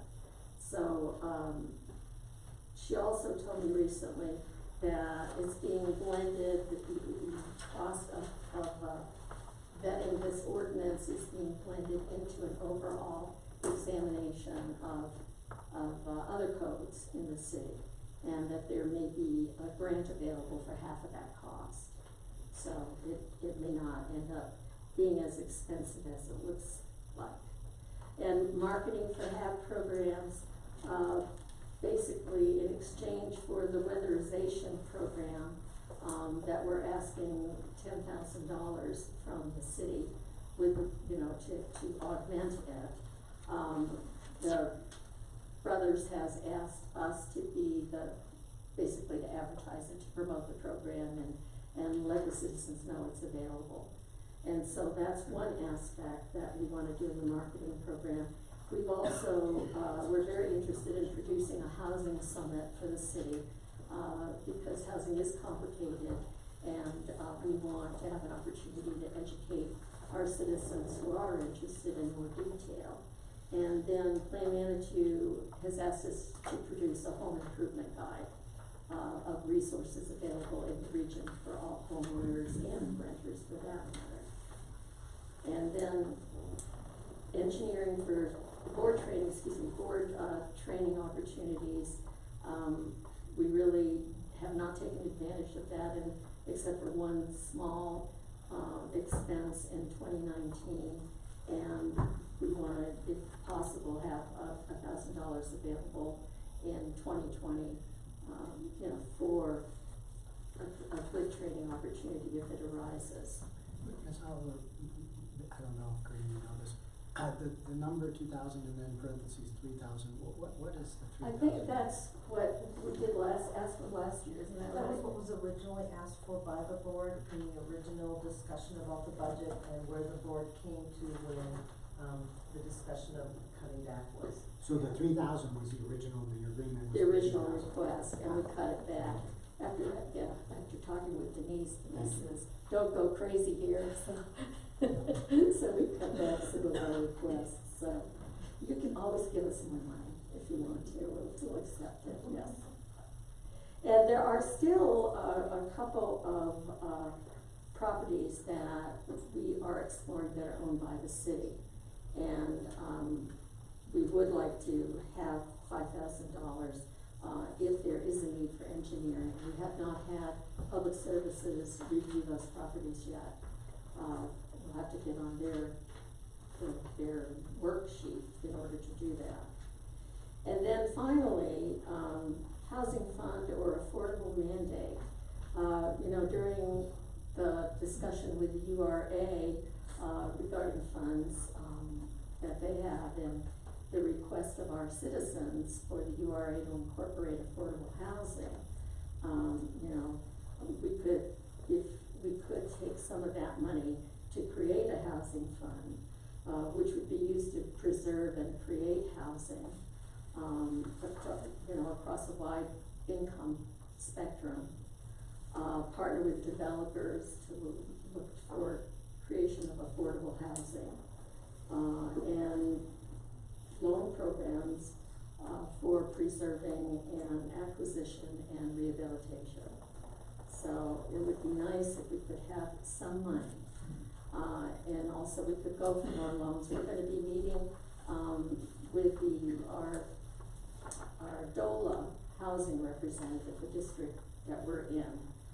Is going to be at our meeting in October 16th. And we'll start the dialogue about what can we go for, which is pretty limited because they generally fund people like Ratio Housing who really have skills and experience in this area. So I still am interested in, or the board is still interested in requesting some money for that. And then this final slide. I want to go through that pretty quickly if you could. Oh, yeah, well, you can see it, basically it's from the inventory, and it talks about the fact that with only a 4% reduction in residential weatherization, rather, if a majority of the houses in Manitou Springs were to engage in weatherization of their homes, that could create a 4% reduction, which equates with taking 684 passenger vehicles off the road for 1 year, which is pretty significant. I mean, that's an optimistic number, but it gives you a visual of how that can work. Any questions for Ms. Tall? My understanding is that through the discussions with staff, you're at about the same level in terms of your request versus the staff recommendation. Yes, Okay. yes. Great, thank you for working together to make that happen. Thank you. Any other questions from council? Any other comments? In the 0 minutes you have left? We'll take your time. Hey, thank you guys very, very much. Thank you for keeping at it. And given that you're probably the newest board, you certainly accomplished a lot in a short period of time, so thank you. The planning commission, Mr. Deloach. Okay, we have David and Whitney are here too. Anybody else wanna come on up? Come on up.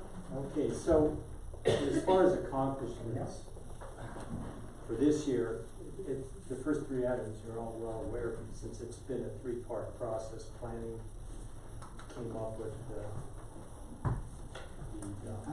Does everybody know, everybody know Mr. Armstrong? I know all of you. Okay, hey, and of course everyone knows Mr. Well, except you must be Denise Howell. I know. Very good. No, that's, I get that minute back. Okay, so anyway, the first three items, we all participated in, planning for hazards, which Karen did a great job of leading that. We got that done this year. The SOB ordinance, again, that went through nicely, and so far it seems to be working. And the wireless ordinance, which we just, I think we had the first reading last week. And, so from the planning commission's point of view, those are things are complete. And the short-term rental ordinance, by the year end, we should be about 30% through that. We've had the planning team has met twice. I think we have another meeting scheduled in about 2 weeks, and we have $20,000 budgeted that should be used through the end of the year, just in terms of research and to support the work of that effort. And we will all probably have our first public engagement, I think, sometime in November. And then the PUD ordinance, the Planned Unit Development Ordinance, is something that is a tool that we used to have in our zoning code, and it got taken out in 2005 because it wasn't being used, or people thought it wasn't being used. And right now it could be useful as we look at opportunities throughout the city. Again, that's mostly in the planning staff's realm. We'll eventually look at it and give our feedback. So that's 2019. For 2020, the big item is a zoning code update, and this is going to be at least a 2-year project as it's planned now. And this is, from I think it's mostly perspective of the planning department. It's very cumbersome and outdated and needs a whole scale rewrite. I think in the time I've been on the planning commission, we've done little attacks on it 3 or 4 times. So now we're going after trying to do a complete rewrite of it, or wholesale revision. And then, of course, we'll continue with the short-term rental ordinance and the PUD ordinance. So, as far as the budget for the zoning code, that's going to be split between a DOLA grant and the city. Any questions for Mr. Dillon? If I understand it, the conversations between staff and the commission are such that the funding that's being suggested is being recommended. Is that my understanding? Yes. Okay. Any other questions?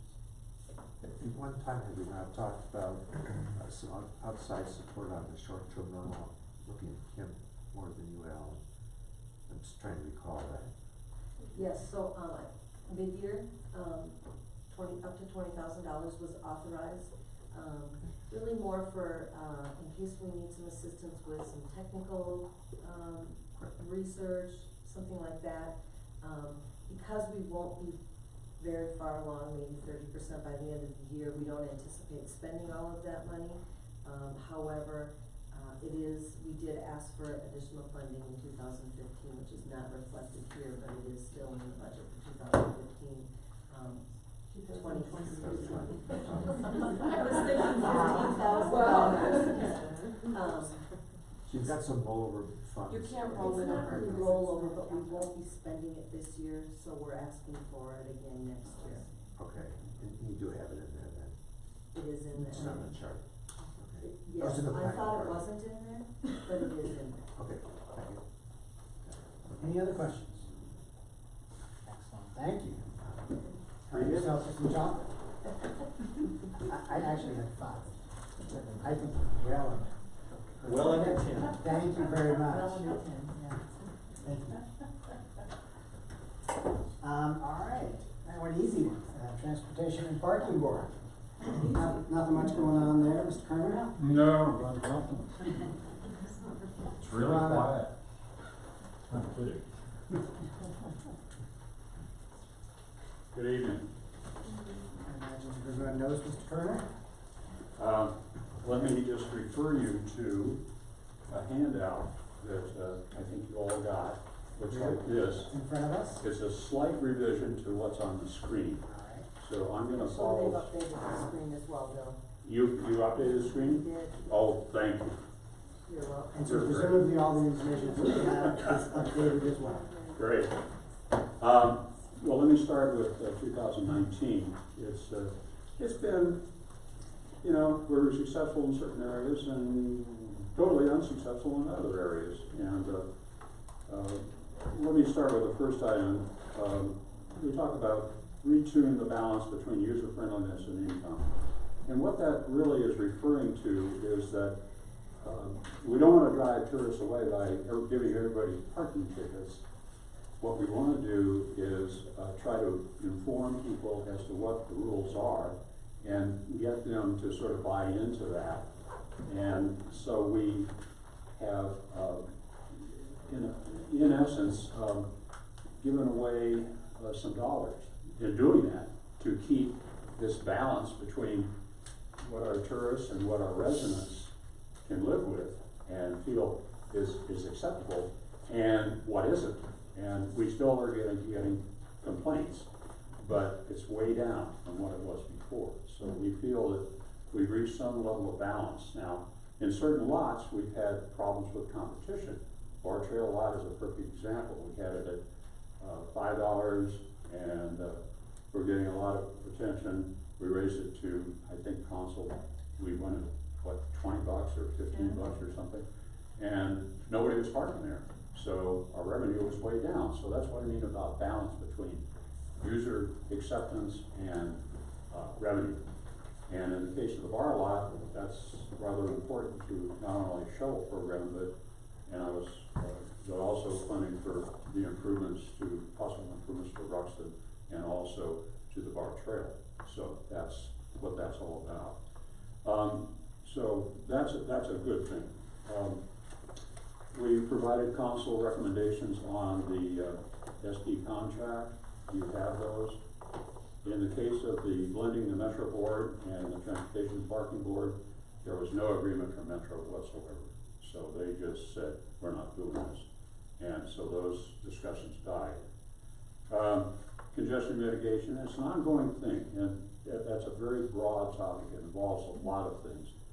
And I won't go into it in a great deal of detail, but it's a general overall goal that we can get through town and get emergency vehicles through town and create an experience that both our residents and our visitors can really live with, because we don't want to hear from people from Colorado Springs saying, well, I'll never go over to Manitou Springs anymore because there's no place to park and I can't even get through town. So again, the balance is there. Bar lot congestion, we had a problem with vehicles idling up there and just waiting for a spot to open up. We said, well, we're gonna get SPs plus to go and patrol that a little, ask people to move ahead, or they'll get a ticket, basically, is what happens. New RPPs, as you probably know, we were working on the Manitou Avenue modification, RPP, and hopefully the Waltham RPP will come forward next year. It's been quite an interesting discussion with all the local property owners and the residents of Waltham. As you all probably know, there's a shortage of parking spaces for residents, and it's an ongoing challenge to find the balance. Wayfinding. Well, I don't think we're very successful in this area, unfortunately. We have a pilot project started. It was prototype signs. We spent $8,600. Did we get our money's worth? I don't think so. Contractor left town, understand she's back in town now. We have $1,200 left. And the problems were, really the signs were just a little too cluttered in some of our views, and they were hard to read. And you couldn't really gather the information when you were coming through town at 30 miles an hour, for example. And that was an issue. I don't know what your observations were. I'd be interested to hear from you on that. Quality of life, that's an ongoing process. Try to provide a good quality of life for our residents. And businesses and visitors. Let me move on to 2020. We have on the table a request to you for some money, $33,148, to provide basically a lot information system. And let me refer you to what our friends in Breckenridge have done in this page. And it's basically an information sign that tells you which lot is. Where'd you get that?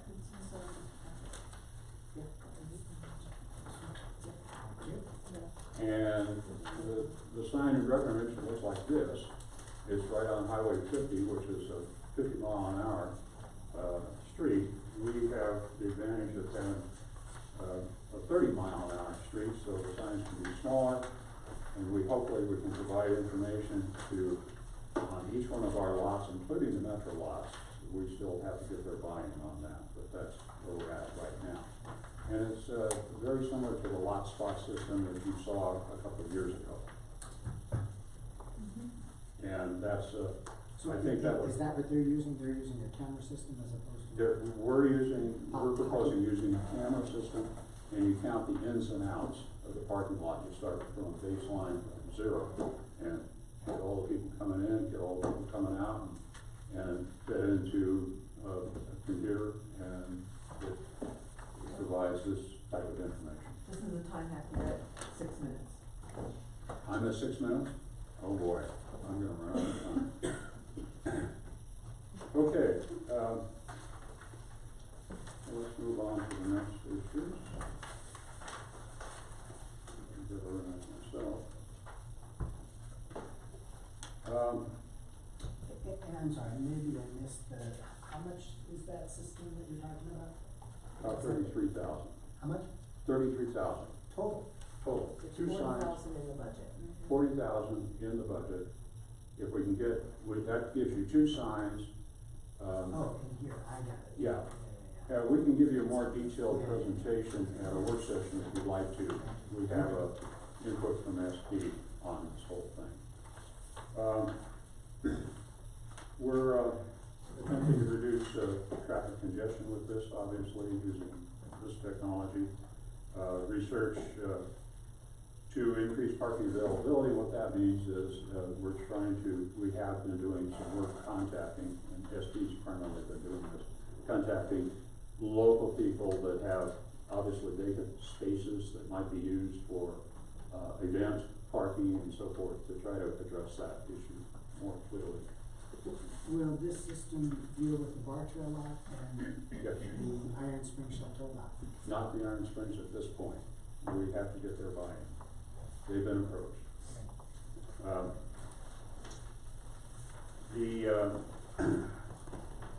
We're continuing to look at decreased parking needs through enhanced transit, multimodal. Pac-Man has helped us out with that, and you'll hear their presentation shortly. Wayfinding, we've got a website now.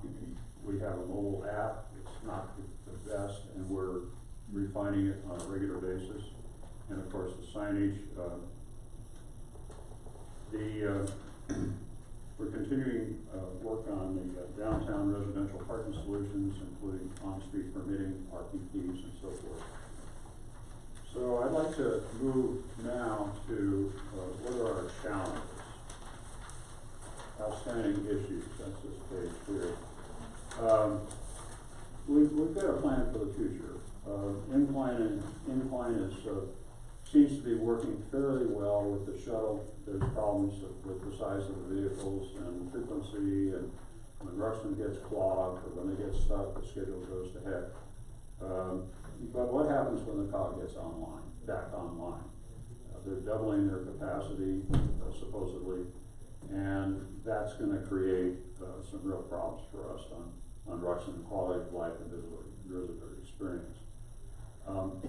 We want to look at expanding the shuttle service to other spots in town, including Garden of the Gods and hopefully Higginbotham.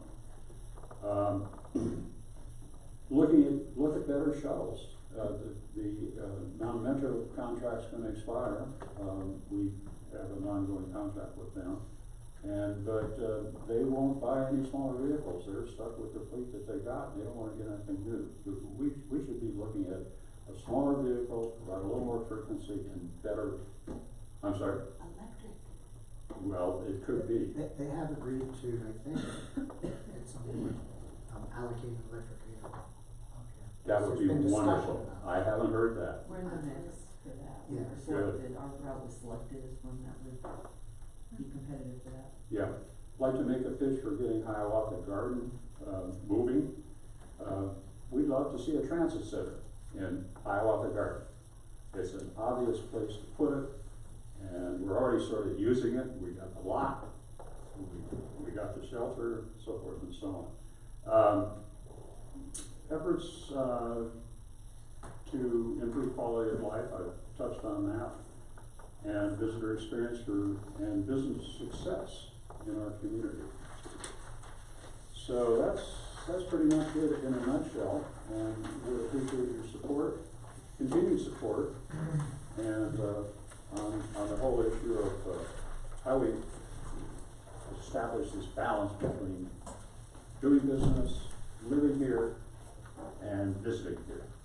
So, thank you. Mr. Kerner, as I understand it, the discussions with staff, you've come to some agreement in terms of the budget and how it will move forward for next year? Yeah, we have, from what I understand, $100,000 in the budget. Is that correct?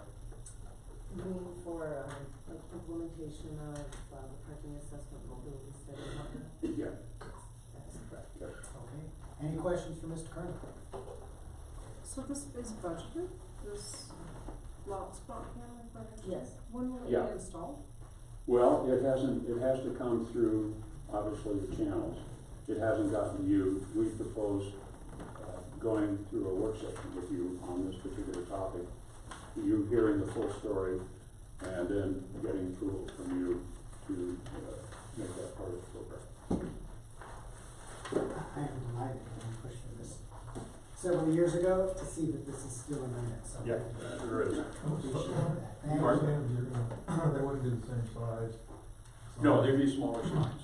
But we don't wanna go too small, then you're gonna get the same effect. We have the legibility issue, Right. where people can't see it. See, we have to size the signs to match what people can see driving by at 30 miles an hour from X feet away from the sign. And we're able to do that, and to provide guidance. I used to work in this area, so. So, Bill, one thing that's been suggested is potentially Yeah. having these signs so that they're visible only certain times of the year and they're not visible the others when we don't need them. So I don't know if you might look at that, something that comes up, you know. Easy to do. And It's all in the computer. Right. So in any event, thank you for looking at that. Sure. Yeah, we want to see What time of the this. year would we not need them?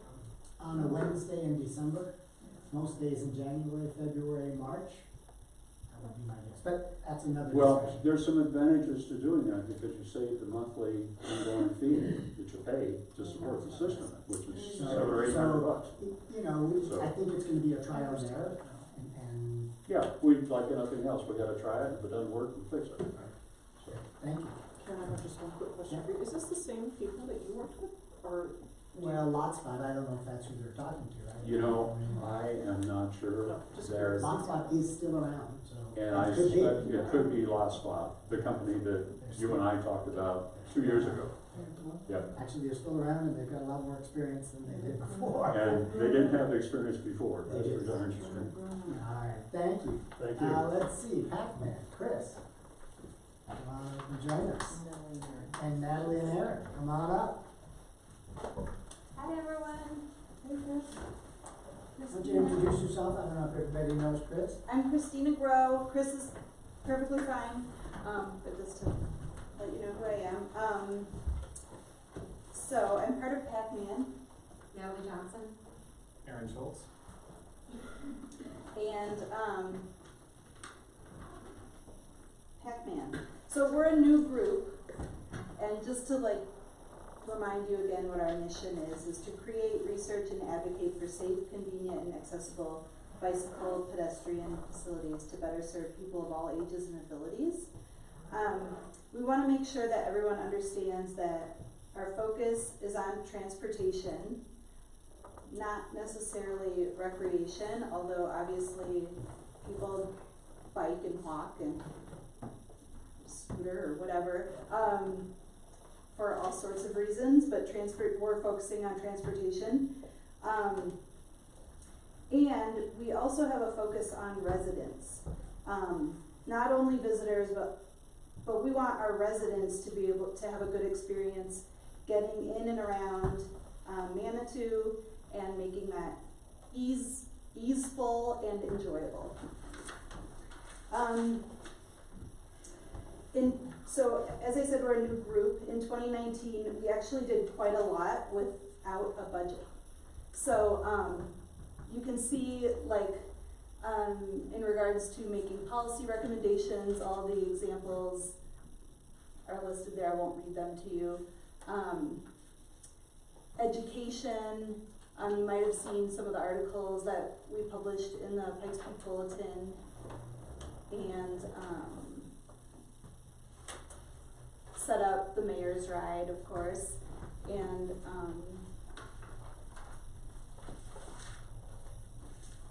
part of what we're trying to do is just build critical mass of influence through comprehensive outreach. So the mayor's bike ride, having our voices heard, and like speaking for other residents that have these interests in mind at the Mobility Summit. We made a Facebook page. Erin's been working on tons of like the logo and just getting the image out there, getting the message out there that this is important and that that we need to focus on these things, and there's good reason to do so.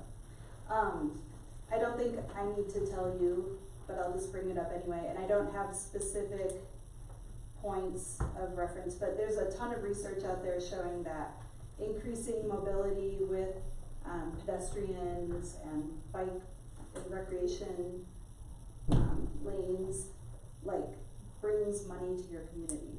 So we just want to remind everyone of that, and we're going to keep working hard into 2020 to continue those efforts to make Manitou enjoyable to get around.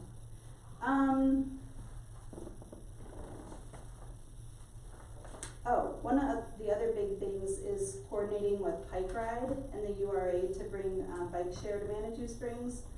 So that does include like a dollar number, but that is money that was already budgeted. And basically we're waiting on Old Color City, because obviously we need that connector, and those conversations are happening, so everything is moving forward, so we're on track. So hopefully by next summer.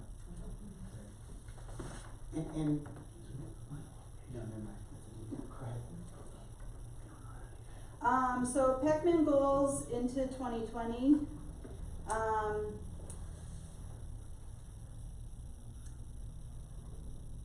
Is to continue making policy recommendations regarding pedestrians and bicyclists,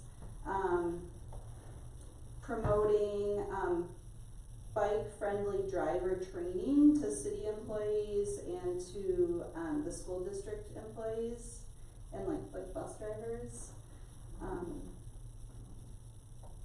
Continue education efforts, including like in the Pikes Peak Bulletin, and in just keeping data and what is this? The tips, like some of the Pikes Peak Bulletin. Okay, wait, that is what I'm talking about. Okay.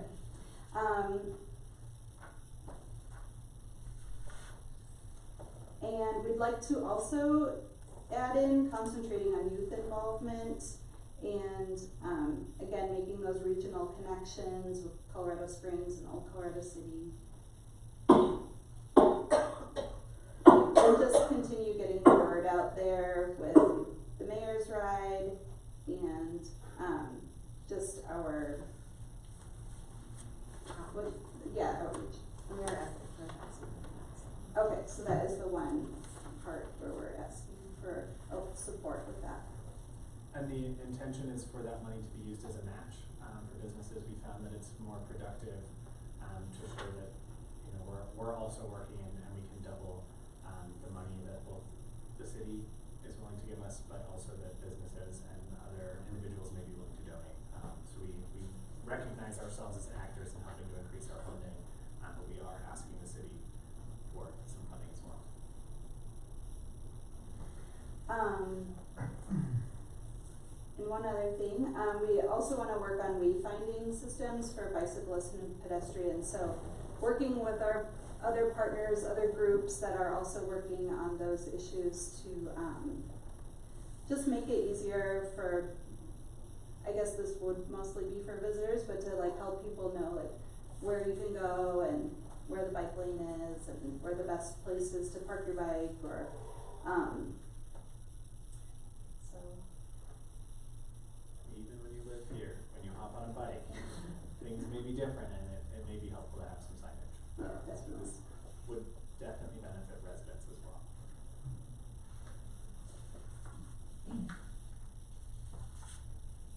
Anything else? I think another piece is that, in order to make Pike Right happen, we need to have some ordinances in place around micromobility, and so that is something that would take up some staff time, so I think that's also a potential request we'd be making, that we could work with the planning department, so that we can enable some of those bike share programs to happen here. Anything else? Any questions? Yes, sir. I was just wondering, if you look over in, Conservation Trust, we got $1,500 for bike racks. It seems to me that we got, are those two groups, are you working with Conservation Trust? Because I'd hate to see, you know, liquid bike rack here, you guys come in and go, oh, we're gonna 2 foot apart, or it's not working with the plan. I just wanna know if you guys are. David Moorfield is on our board with us, and he does work on that bike rack program for us, so he does sort of reach between. So it's one, it's not two separate No, programs. 2 separate It's one. programs. And you can see on the fourth slide that under increased mobility and reduced congestion, number 2, that the Pac-Man work with Public Works, Library, and Chamber on the placement of the bike racks. So the Pac-Man isn't actually purchasing the bike racks, they're actually just working with these other organizations on placing them. Okay, I know Public Service Pod, I would like to see Park and Rec, you know, it's basically spoken for too. So we don't just do 2 things. Right. That's all I care. No, lots of coordination going on. Any other questions? Wonderful, thank you. Thank you. Appreciate it, we're looking forward to lots of good things coming from this group and further mobility. There's just something about, scooters, I think was on 60 Minutes or did something about scooters. And that's if I could, the micromobility, ordinance that Pac-Man is working on, and we got that, a copy of Colorado Springs micromobility ordinance, and we're trying to tailor that to Manitou, and have been working, or will work with Kim. But scooters, e-scooters definitely fall under that, and so we did work, talking to Joe Giesler about it as well. So there's coordination and regional coordination there as well. All right. Thank you. I was gonna suggest we take a quick 5-minute break if that works. A little bit. I know, I told her it's not fair for a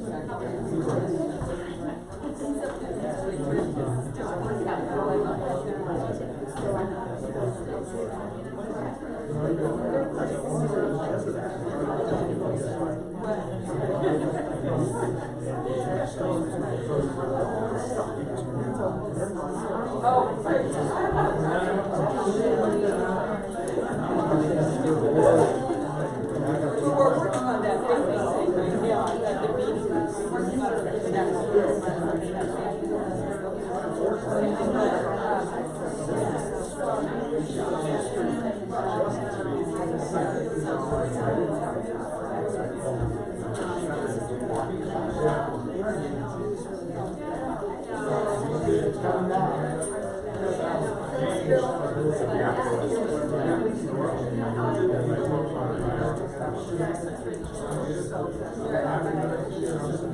Okay, so you don't want to ask for another day?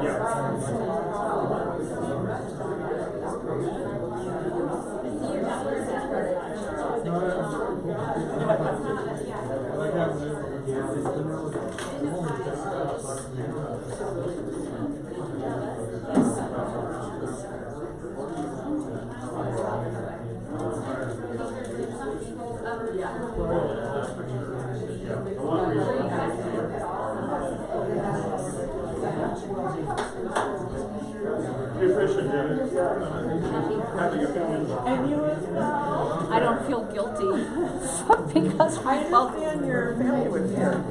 my whole family, all my siblings, and they're wonderful. It was wonderful. Did you hear about my present? My kids. Is Darcy out of town?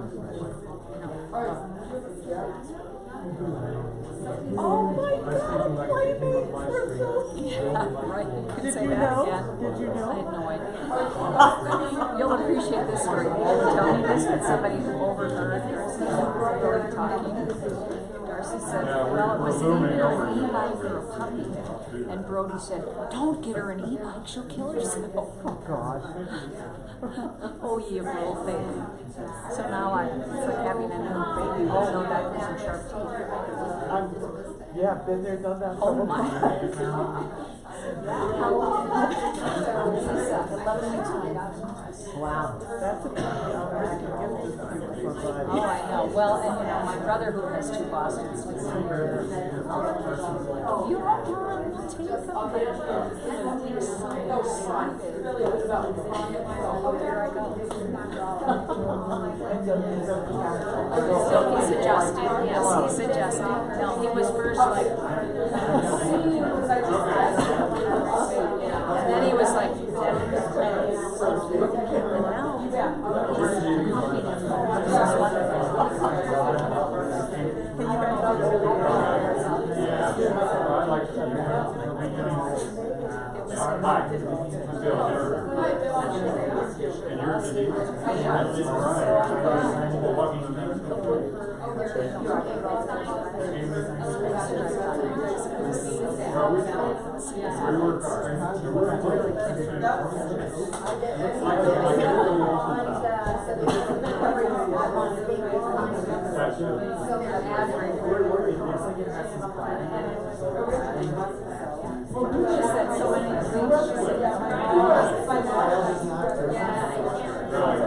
in progress. Not a lot.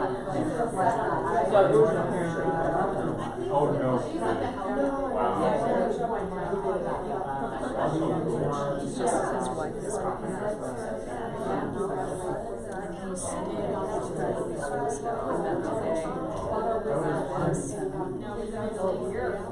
Sorry.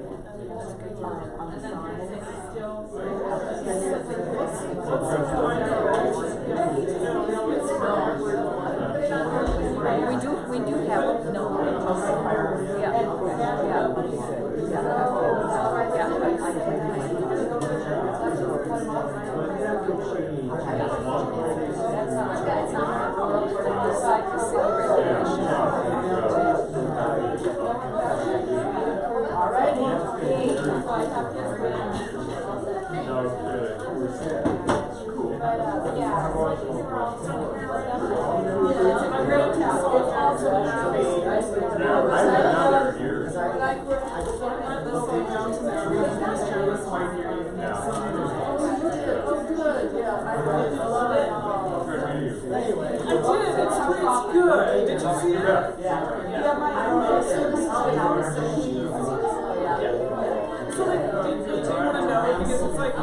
My husband had a lot of questions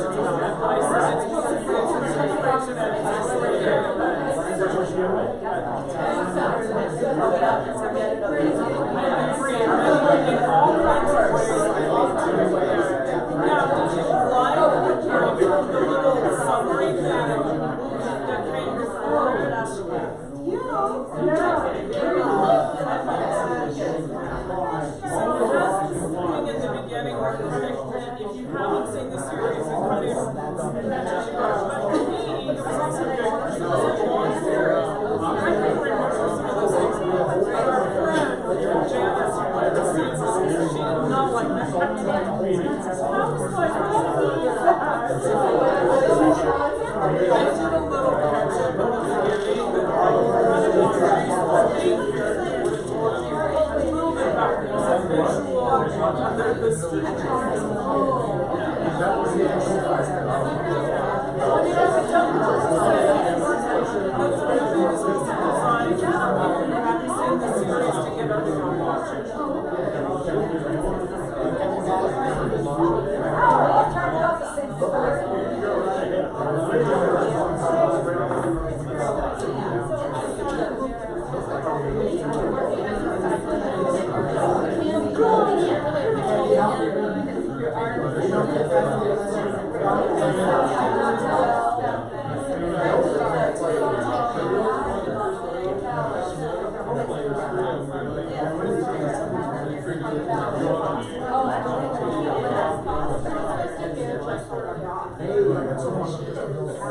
That's exciting.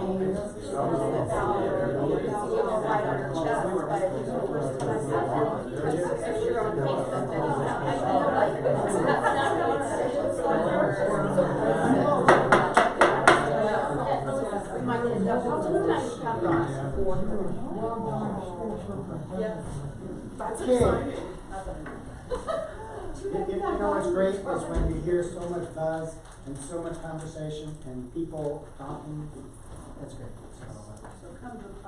So come to the Pollock where you can do more of this. Absolutely. All right, we're gonna call the next item, which is the annual plan Manor 2 progress report. And I think we have some members from the planning commission joining us for this conversation. So this was a joint meeting. I don't know exactly how that is, but isn't working. Is anybody from the planning commission? Want to come on up? What's up with the last few? We didn't do these. We didn't do those. Because they didn't submit, or Oh. they may have submitted, but we just, so it's the Partners for Healthy Choices, they just sent me a letter. That's all they did compared to what they got last year for this year. The tree planting is in the budget at 5,000, and then the community engagement, we have 20,000 in the line item. And then the environmental resolution work, what we have with that is staff will manage it next year. Based on the resolution, we'll be able to hit all of those that's in the resolution without additional funding. And we will have more discussion about these items, but just not a formal presentation. That's good because that's confusing. Get questions. Okay. Okay. First, welcome. Thank you. And you can have candy anytime. Might hold up for now, so thank you for having me here this evening for this progress report. I think that this will follow on well from previous discussions about specific projects. And so basically the purpose of being here this evening is to share what the community's accomplished over the last year through Plan Manitou and what remains to be done, looking at that, and also provide an overview of upcoming activity for the rest of this year, 2020. And I think that this will help in a couple different ways. You just heard about budget requests, so this will kind of help align plan priorities with the budget process. And what we really want to do is look at areas where resources are needed to complete actions and figure out how we're going to move forward to accomplish those.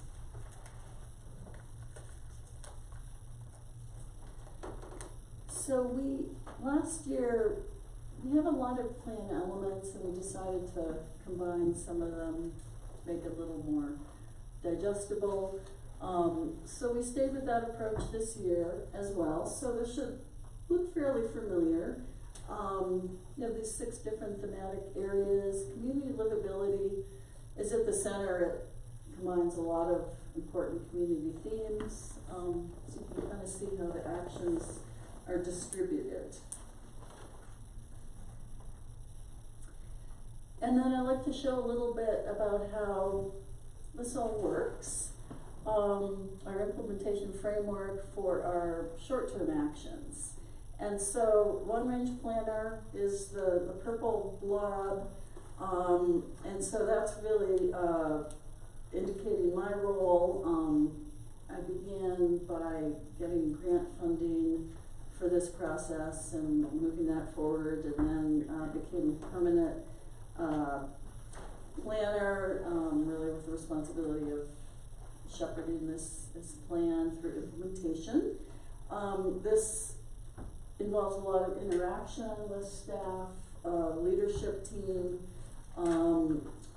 helping folks navigate through the process and looking at resources to do that. I also manage individual projects, do a lot of education and outreach throughout the year, both internally and with other groups, and then have some other responsibilities, primarily liaison to the Housing Advisory Board. And then last year I started serving as the city's representative to one of the transportation boards that covers the federal and state transportation planning and funding through PPACG, and also coordinating projects between that process and amongst our staff for funding. And so I work with a number of other partners to move these actions forward and then bring them back to you for updates.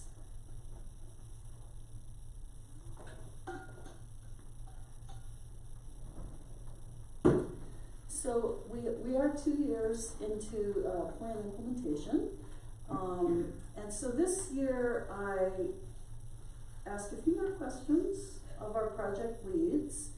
I do an annual check-in with them. I found really the best way is to provide a list of actions and then meet. It's easier to do in person. And so wanted to kind of get a snapshot of where we're at with projects, and so you can see a portion are complete, a portion are what we call ongoing. That means they've been started and they're regularly updated. So an example would be, say, our engagement with students. We do that continually.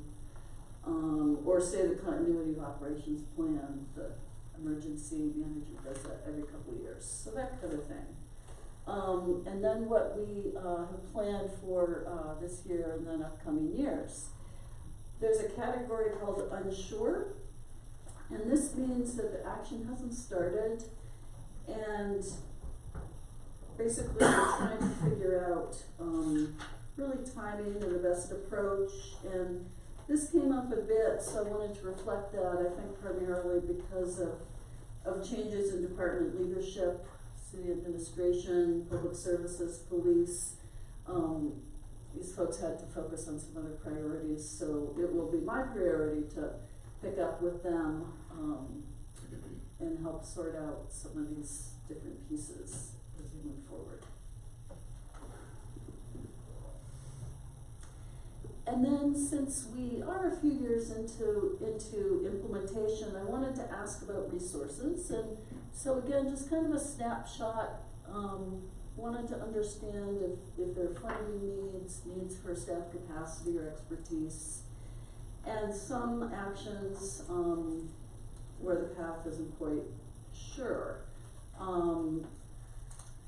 Just to clarify, there are some things that always need funding, and an example is ADA improvements. And of course, as budget requests are allocated, a number of those will be addressed, so that category will get smaller. And so next I'd like to just circle back with the thematic areas. And I'll just provide some highlights, and this is kind of similar to how I did it last year. We start with community livability. That's a really robust theme. And so goals are to embrace the culture of engagement, create and implement our sustainability framework, public facilities planning, and health and wellness. So some major accomplishments this year were some pretty strong collaboration with our schools, completing the Pequot Trail Plan, and the environmental resolution to really highlight that as a priority, priority actions. And then upcoming actions are comprehensive food assessment. That will begin this year and carry over into next year. Some pretty intensive community engagement training for staff. And as I understand, the City Hall remodel, it certainly is a priority, but is on hold for now.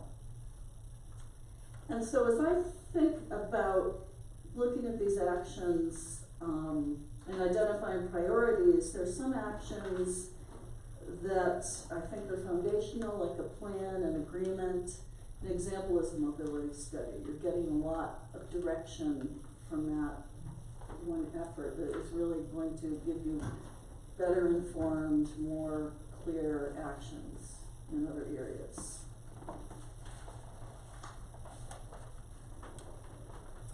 And the next category is cultural landscapes, and this embraces land use updates, preserving our historic integrity, standards for development, sustainability, infrastructure. And so a major accomplishment was the Planning for Hazards project, as you heard about earlier this evening. That incorporated 7 different actions from this plan. We did have to engage quite a range of outside resources to do that, and then spent a few months completing our submittal requirements for applicants to follow. So now that we have a permanent planning director, I think we're jumping right into some of these other actions, and a lot of the actions in this category are assigned to planning.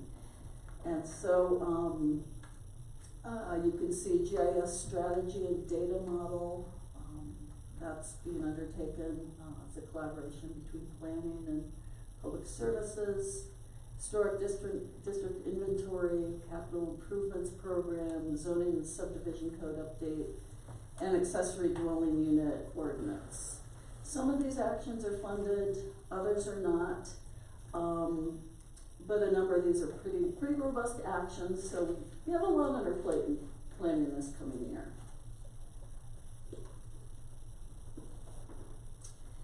And next is economic vitality. Goals here are to promote our year-round economy, capitalize on our unique assets, promote resilient businesses and economy.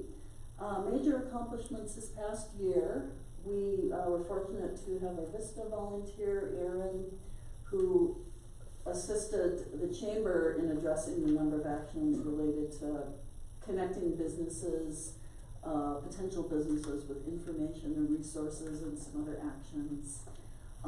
Also worked with our creative district director on a chamber action plan. And I think this is one area where we do have several other actions that do relate more to kind of these big picture issues with economic development.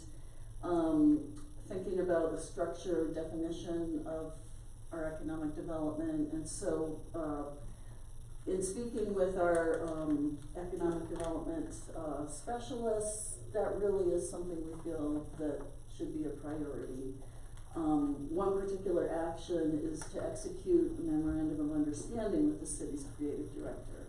And so a number of these actions really are facilitated by administration, and so that would be a priority to kind of bring those players together and move forward with this.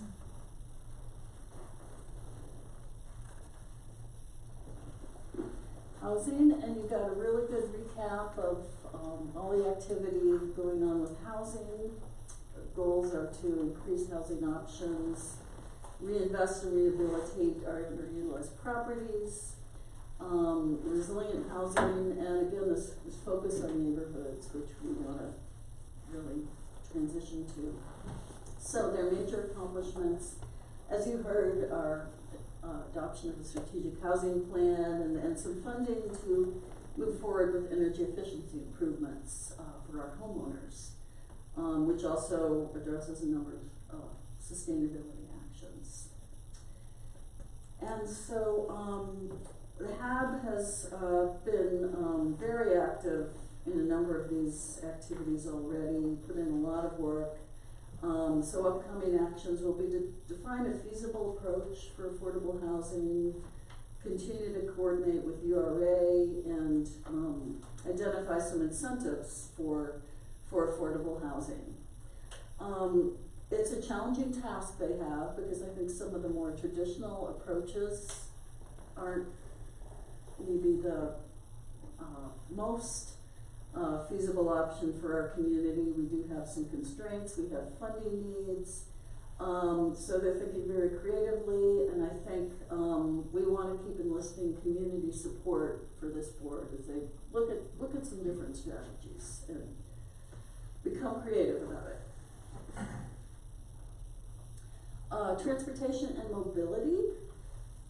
As you heard, a lot going on in this with the mobility study, goals of mitigating congestion, expanding our multimodal options, revisiting parking, and creating a safe and resilient system. Accomplishments, certainly ongoing for the last few years. The WAP project is nearing completion. We heard more about the temporary wayfinding signage project, and upcoming actions, mobility study, with those recommendations that will really better inform some of our actions. And so, for instance, a more studied approach to where we should locate a parking facility, which is one of our actions, and a better studied approach for expanding our transit system and service through that. So I think that's very valuable. Consider that, again, one of those foundational actions. Also, as we mentioned, the parking messaging system as well. So I think we're really on track with this. At some point, we might want to think about that feedback from the mobility study, and does that affect some other plan actions, other areas that might generate a plan update for us. And finally, resiliency. As you know, we completed a hazard mitigation plan, so it's kind of a plan within a plan.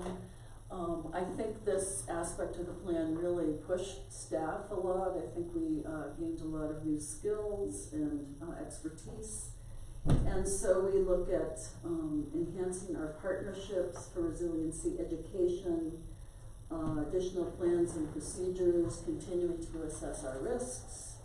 And so accomplishments here that we've completed 8 of 10 priority actions, and those are some of the more challenging ones, so that I think that's really positive. One of those is the Community Welfare Protection Plan. Another action that was completed by Aaron with the Chamber was identifying some valuable resources for businesses to assess their preparedness, guidance to undertake an inventory, plan their emergency strategy, and that kind of thing. So Aaron was able to get those out to 95% of downtown businesses, which is great. We would like to follow up with a survey to see how many have been implemented, and then maybe some of next steps in case some of these businesses need some more support to finish that work. Upcoming actions, flood and geologic hazard guidance. This is for our property owners in existing risk areas. We want to provide them with tools to be proactive. And continuing to look at approaches for how we finish the rest of our actions. Also, I will certainly circle back with our emergency command team to check check where they're at with myriad of plans that they take.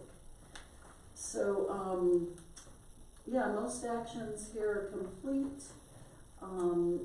One thing that stood out to me is that we do have some remaining floodplain actions to undertake, and we, as far as I'm aware, don't have staff with that expertise, or that high level of expertise that we call certified floodplain manager. So that's something to think about as we move forward.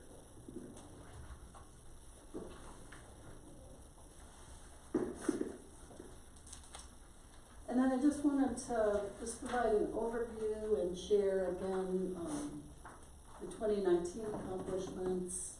Pretty broad range of work there, and our priorities coming up for 2020.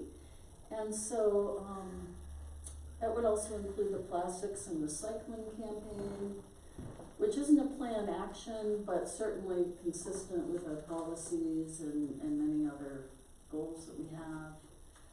And then really a number of housing items, including a housing resource guide to assist residents that might need some support through transitions or other issues that they're Karen, if I could, experiencing.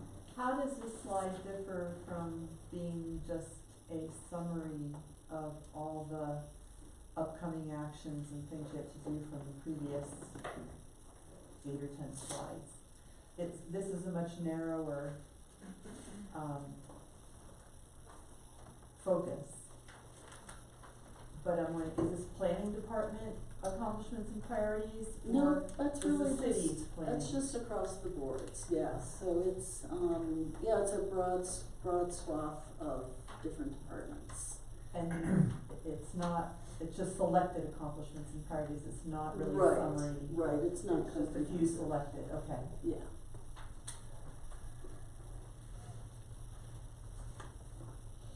Cause I'm just intrigued by how you selected, for instance, the 2020 priorities.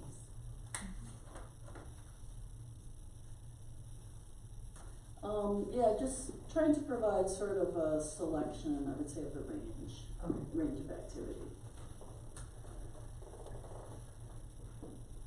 Okay. Yeah. There will be other priorities, correct, for 2020, or is that all the ones that we have? Well, there are other actions certainly besides what I've covered,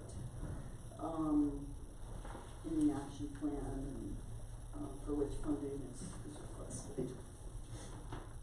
And I think as I mentioned in the report, I noted at least 11 different actions that are tied to a budget request for next year. Okay. And that's, okay. And It's just a there- and little, there- it's there just a likely little, more. Potentially misleading, because as I looked at this slide, I thought that this was just, the city's 2020 priorities, and I would, overall, and I okay. would say, no, Okay. I don't know about Okay. that, so, anyway. I think the title says selected, but I can Exactly, see that that's yeah, not clear, yeah, so, same with yeah, the but accomplishments, I there was a lot understand your of- point, Yeah. yeah, yep. Karen, in your introductory comments, you said you were gonna highlight where there was not sufficient resources. And somehow, going through the slides, I wasn't really able to capture those. Is there a chart that talks to where there's a resource deficiency? There is, yeah, so in this table, I've noted that. So I was looking at what's posted online for council. I'm not finding this material, Mike.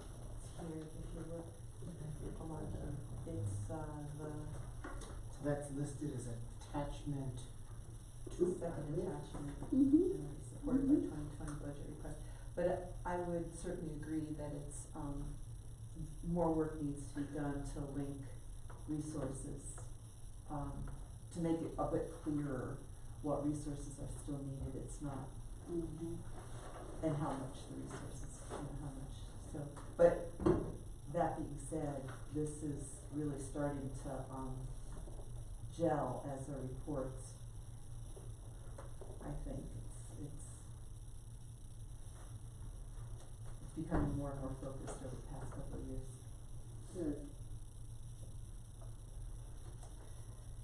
And I think this is, the next step, and I see this kind of the next step as a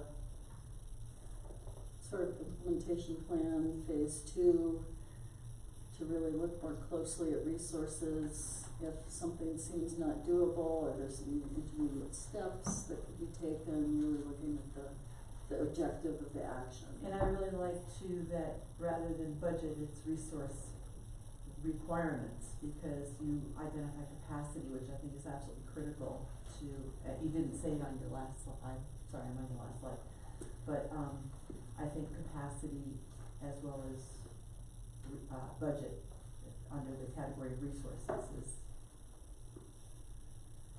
good to look at it that way, instead of just funding. Good.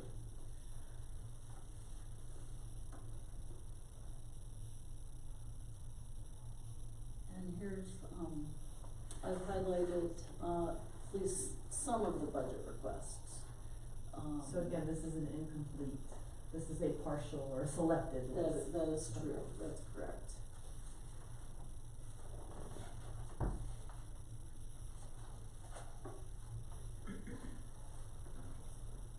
And, yeah, another thing to consider is that some actions are part of staff's regular duties, or maybe part of your duties, but you don't do it all the time. And then there are other cases where, you really do need that funding or that outside expertise, and so that's when, there would be a budget request.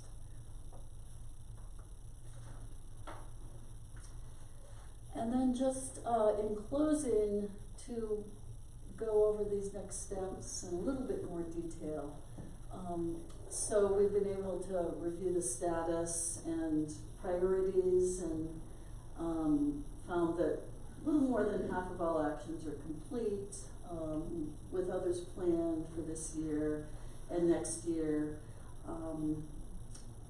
and have, I think, a good view of resources to move forward, think about that more clearly. And when you say about half of all actions, is that the short-term actions, or is it all the actions? That's the short term. The 96 or whatever, okay, Yep. thanks. Yeah, and there are a few long-term actions. Okay, Right, yeah. And I think one of the things I wanna do, early on is to, present this, topic to the department head and leadership team. We did that 2 years ago when we started the plan implementation, and, we have a lot of new, staff, and so I think that makes total sense. And then I'll be meeting individually with folks to figure out a plan of action for these remaining actions. And then I think updating this document would make a lot of sense. Really help identify those approaches. I've also done some work on the website functionality and communication, so we're doing quarterly updates now. I've been working with Megan on some other tools for linking to websites and some topical discussions. And then just so you know, to be prepared, one of my other SMART goals for this year is to develop indicators. So that'll give us some baseline information to start from as we move forward into the future. And then, last but not least, we've been advised to think about an upcoming funding cycle for hazard mitigation plans, which I know it's like we just did this 2 years ago, but they start that early, and so I'll be drafting up some information for Denise to share with you to consider how What does to that go mean? about that. I'm not sure I'm understanding what you're saying.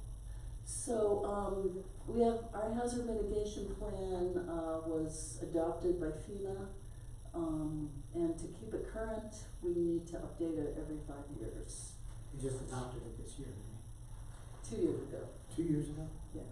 we adopted the, ordinance changing the, didn't we? It wasn't the hazard mitigation plan. Planning for hazards. Planning for hazards, is that what you're talking about? Okay, then I'm misunderstanding. Don't look at me, 'cause I'm not sure. So 2 years ago, we adopted a hazard mitigation plan. We did, we And- did. And 3 years from now, we're gonna have to update it, Right, or have it updated by. right, if that's the path we choose. So we'll have to have a discussion. It's not mandated, it's not federal law, Correct. it's not telling us that, or anybody else telling Right. us that. Right. Does that answer your question? Yeah, our willing choice, do that. Any other things to add, and any other questions?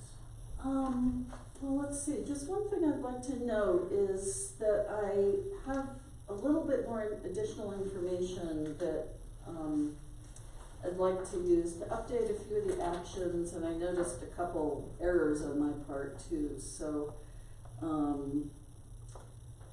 basically, this relates to several of the sustainability actions,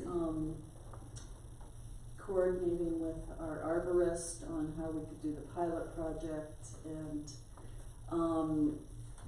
the sustainability and energy efficiency guidance, I think is something staff could take on next year, at least the first step for that, and a couple of other, just fairly minor things, that I'll update this document with, and I think certainly wanna post this on the website, and actually do some more outreach regarding, some website changes and utilizing the community voice function. So, you expect to see, hopefully an article about that. Great. Anything else? That's it. Bob, do you have a question? Yeah, I do have a question. One point, Karen, give me a ballpark number of citizens who are actively engaged in Plan Manitou. And perspective, is there maybe been 50 who were, pretty actively engaged in contributing to the development of Plan Manitou, correct? 50? Yeah, I'm just guesstimating.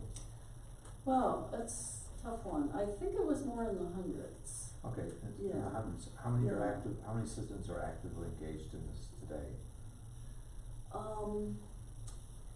You mean in implementation? Correct. That's a great question. Certainly all the Quite boards a and few, commissions. when you count boards and commissions, still communicate with a list of, I think it's 480 citizens for updates, so 480 citizens get the quarterly updates. Are they actively, I'm trying to get to the level of what's the active amount of engagement. But I understand the boards and commissions, work groups, are there work groups? Sustainability work group, I would say sustainable environment work group. Community engagement work group. Pac-Man. Pac-Man, we have additional, number of additional people come to housing meetings. Okay. Community food assessment will, I would say, be very broad involvement. Also, I think with the task force, being there as well. It's pretty good tailing activity from something that reaches peak really with the delivery of Plan Manitou. Well, I think the idea is that Plan Manitou was really designed to be a working plan. It wasn't just a piece of paper, or pieces of paper. It was, hey, this is what we're gonna do, and I think what Karen's suggesting is a lot of it's getting done by people that we just talked about. It's a great point though, and then the students. And so that was quite a few this year, especially with our big flag group. Yeah. Thank you. Okay, any other questions? Great, thank you. You're welcome. Appreciate your time. And if you have any other Appreciate the presentation. feedback about format or other questions, feel free to follow up with me. Appreciate it. Thank you. Yes. I do have a comment I'd like to make in general, and that is, I actually, found both of tonight's presentations to to demonstrate, to take that big picture view. Normally in council, we end up doing very specific issues, very complex, but very specific issues. And to take this much higher level view and see the magnitude of work being done by, and couple that with what we heard on Saturday from staff, just the magnitude of work and getting an appreciation for everything that's going on, I have found incredibly valuable. So thank you, and thank you for Kim for, herding all the boards and commissions and so on, because I know that that's no easy task to get all of that data in a single format. So. And I think something else that I didn't mention is, I don't think it's just about the numbers of actions that we've done, because I think we've completed a lot of very challenging ones. So that's something to feel really good about. Okay. Thank you, appreciate that. Well, we don't have anything else on our agenda. I do want a quick announcement, see if anybody's interested in the 13th Annual Legislative Town Hall on Intellectual and Developmental Disabilities. So I just received an invitation Wednesday, October 23rd, at 5:30 to 8. Unfortunately, I will not be able to make that, but if anybody is interested in any way, shape, or form, I have this letter, it has the information, and it has the contacts. Just wanted to mention that. Anything else? Yes? May I give just one quick update? Yes. We did send a letter to the young lady who sent council a letter about the cigarette butts. We're sending that today. I did speak with Leslie. The bid is gonna buy a couple of cigarette, disposal containers, and we're gonna ask her to select the first one where it should go. So we will make a big media, event when that happens, so we're probably a month or so out, but we did respond to her, reached out to her and asked her to contact us. So I apologize. All right, anything else? If not, it is noted that it is 8:47, and, we're adjourned.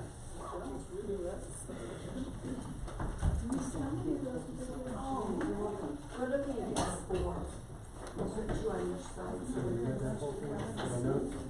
Well, it's just making the main area right now, so it depends on how much they cost and it's up to the bid.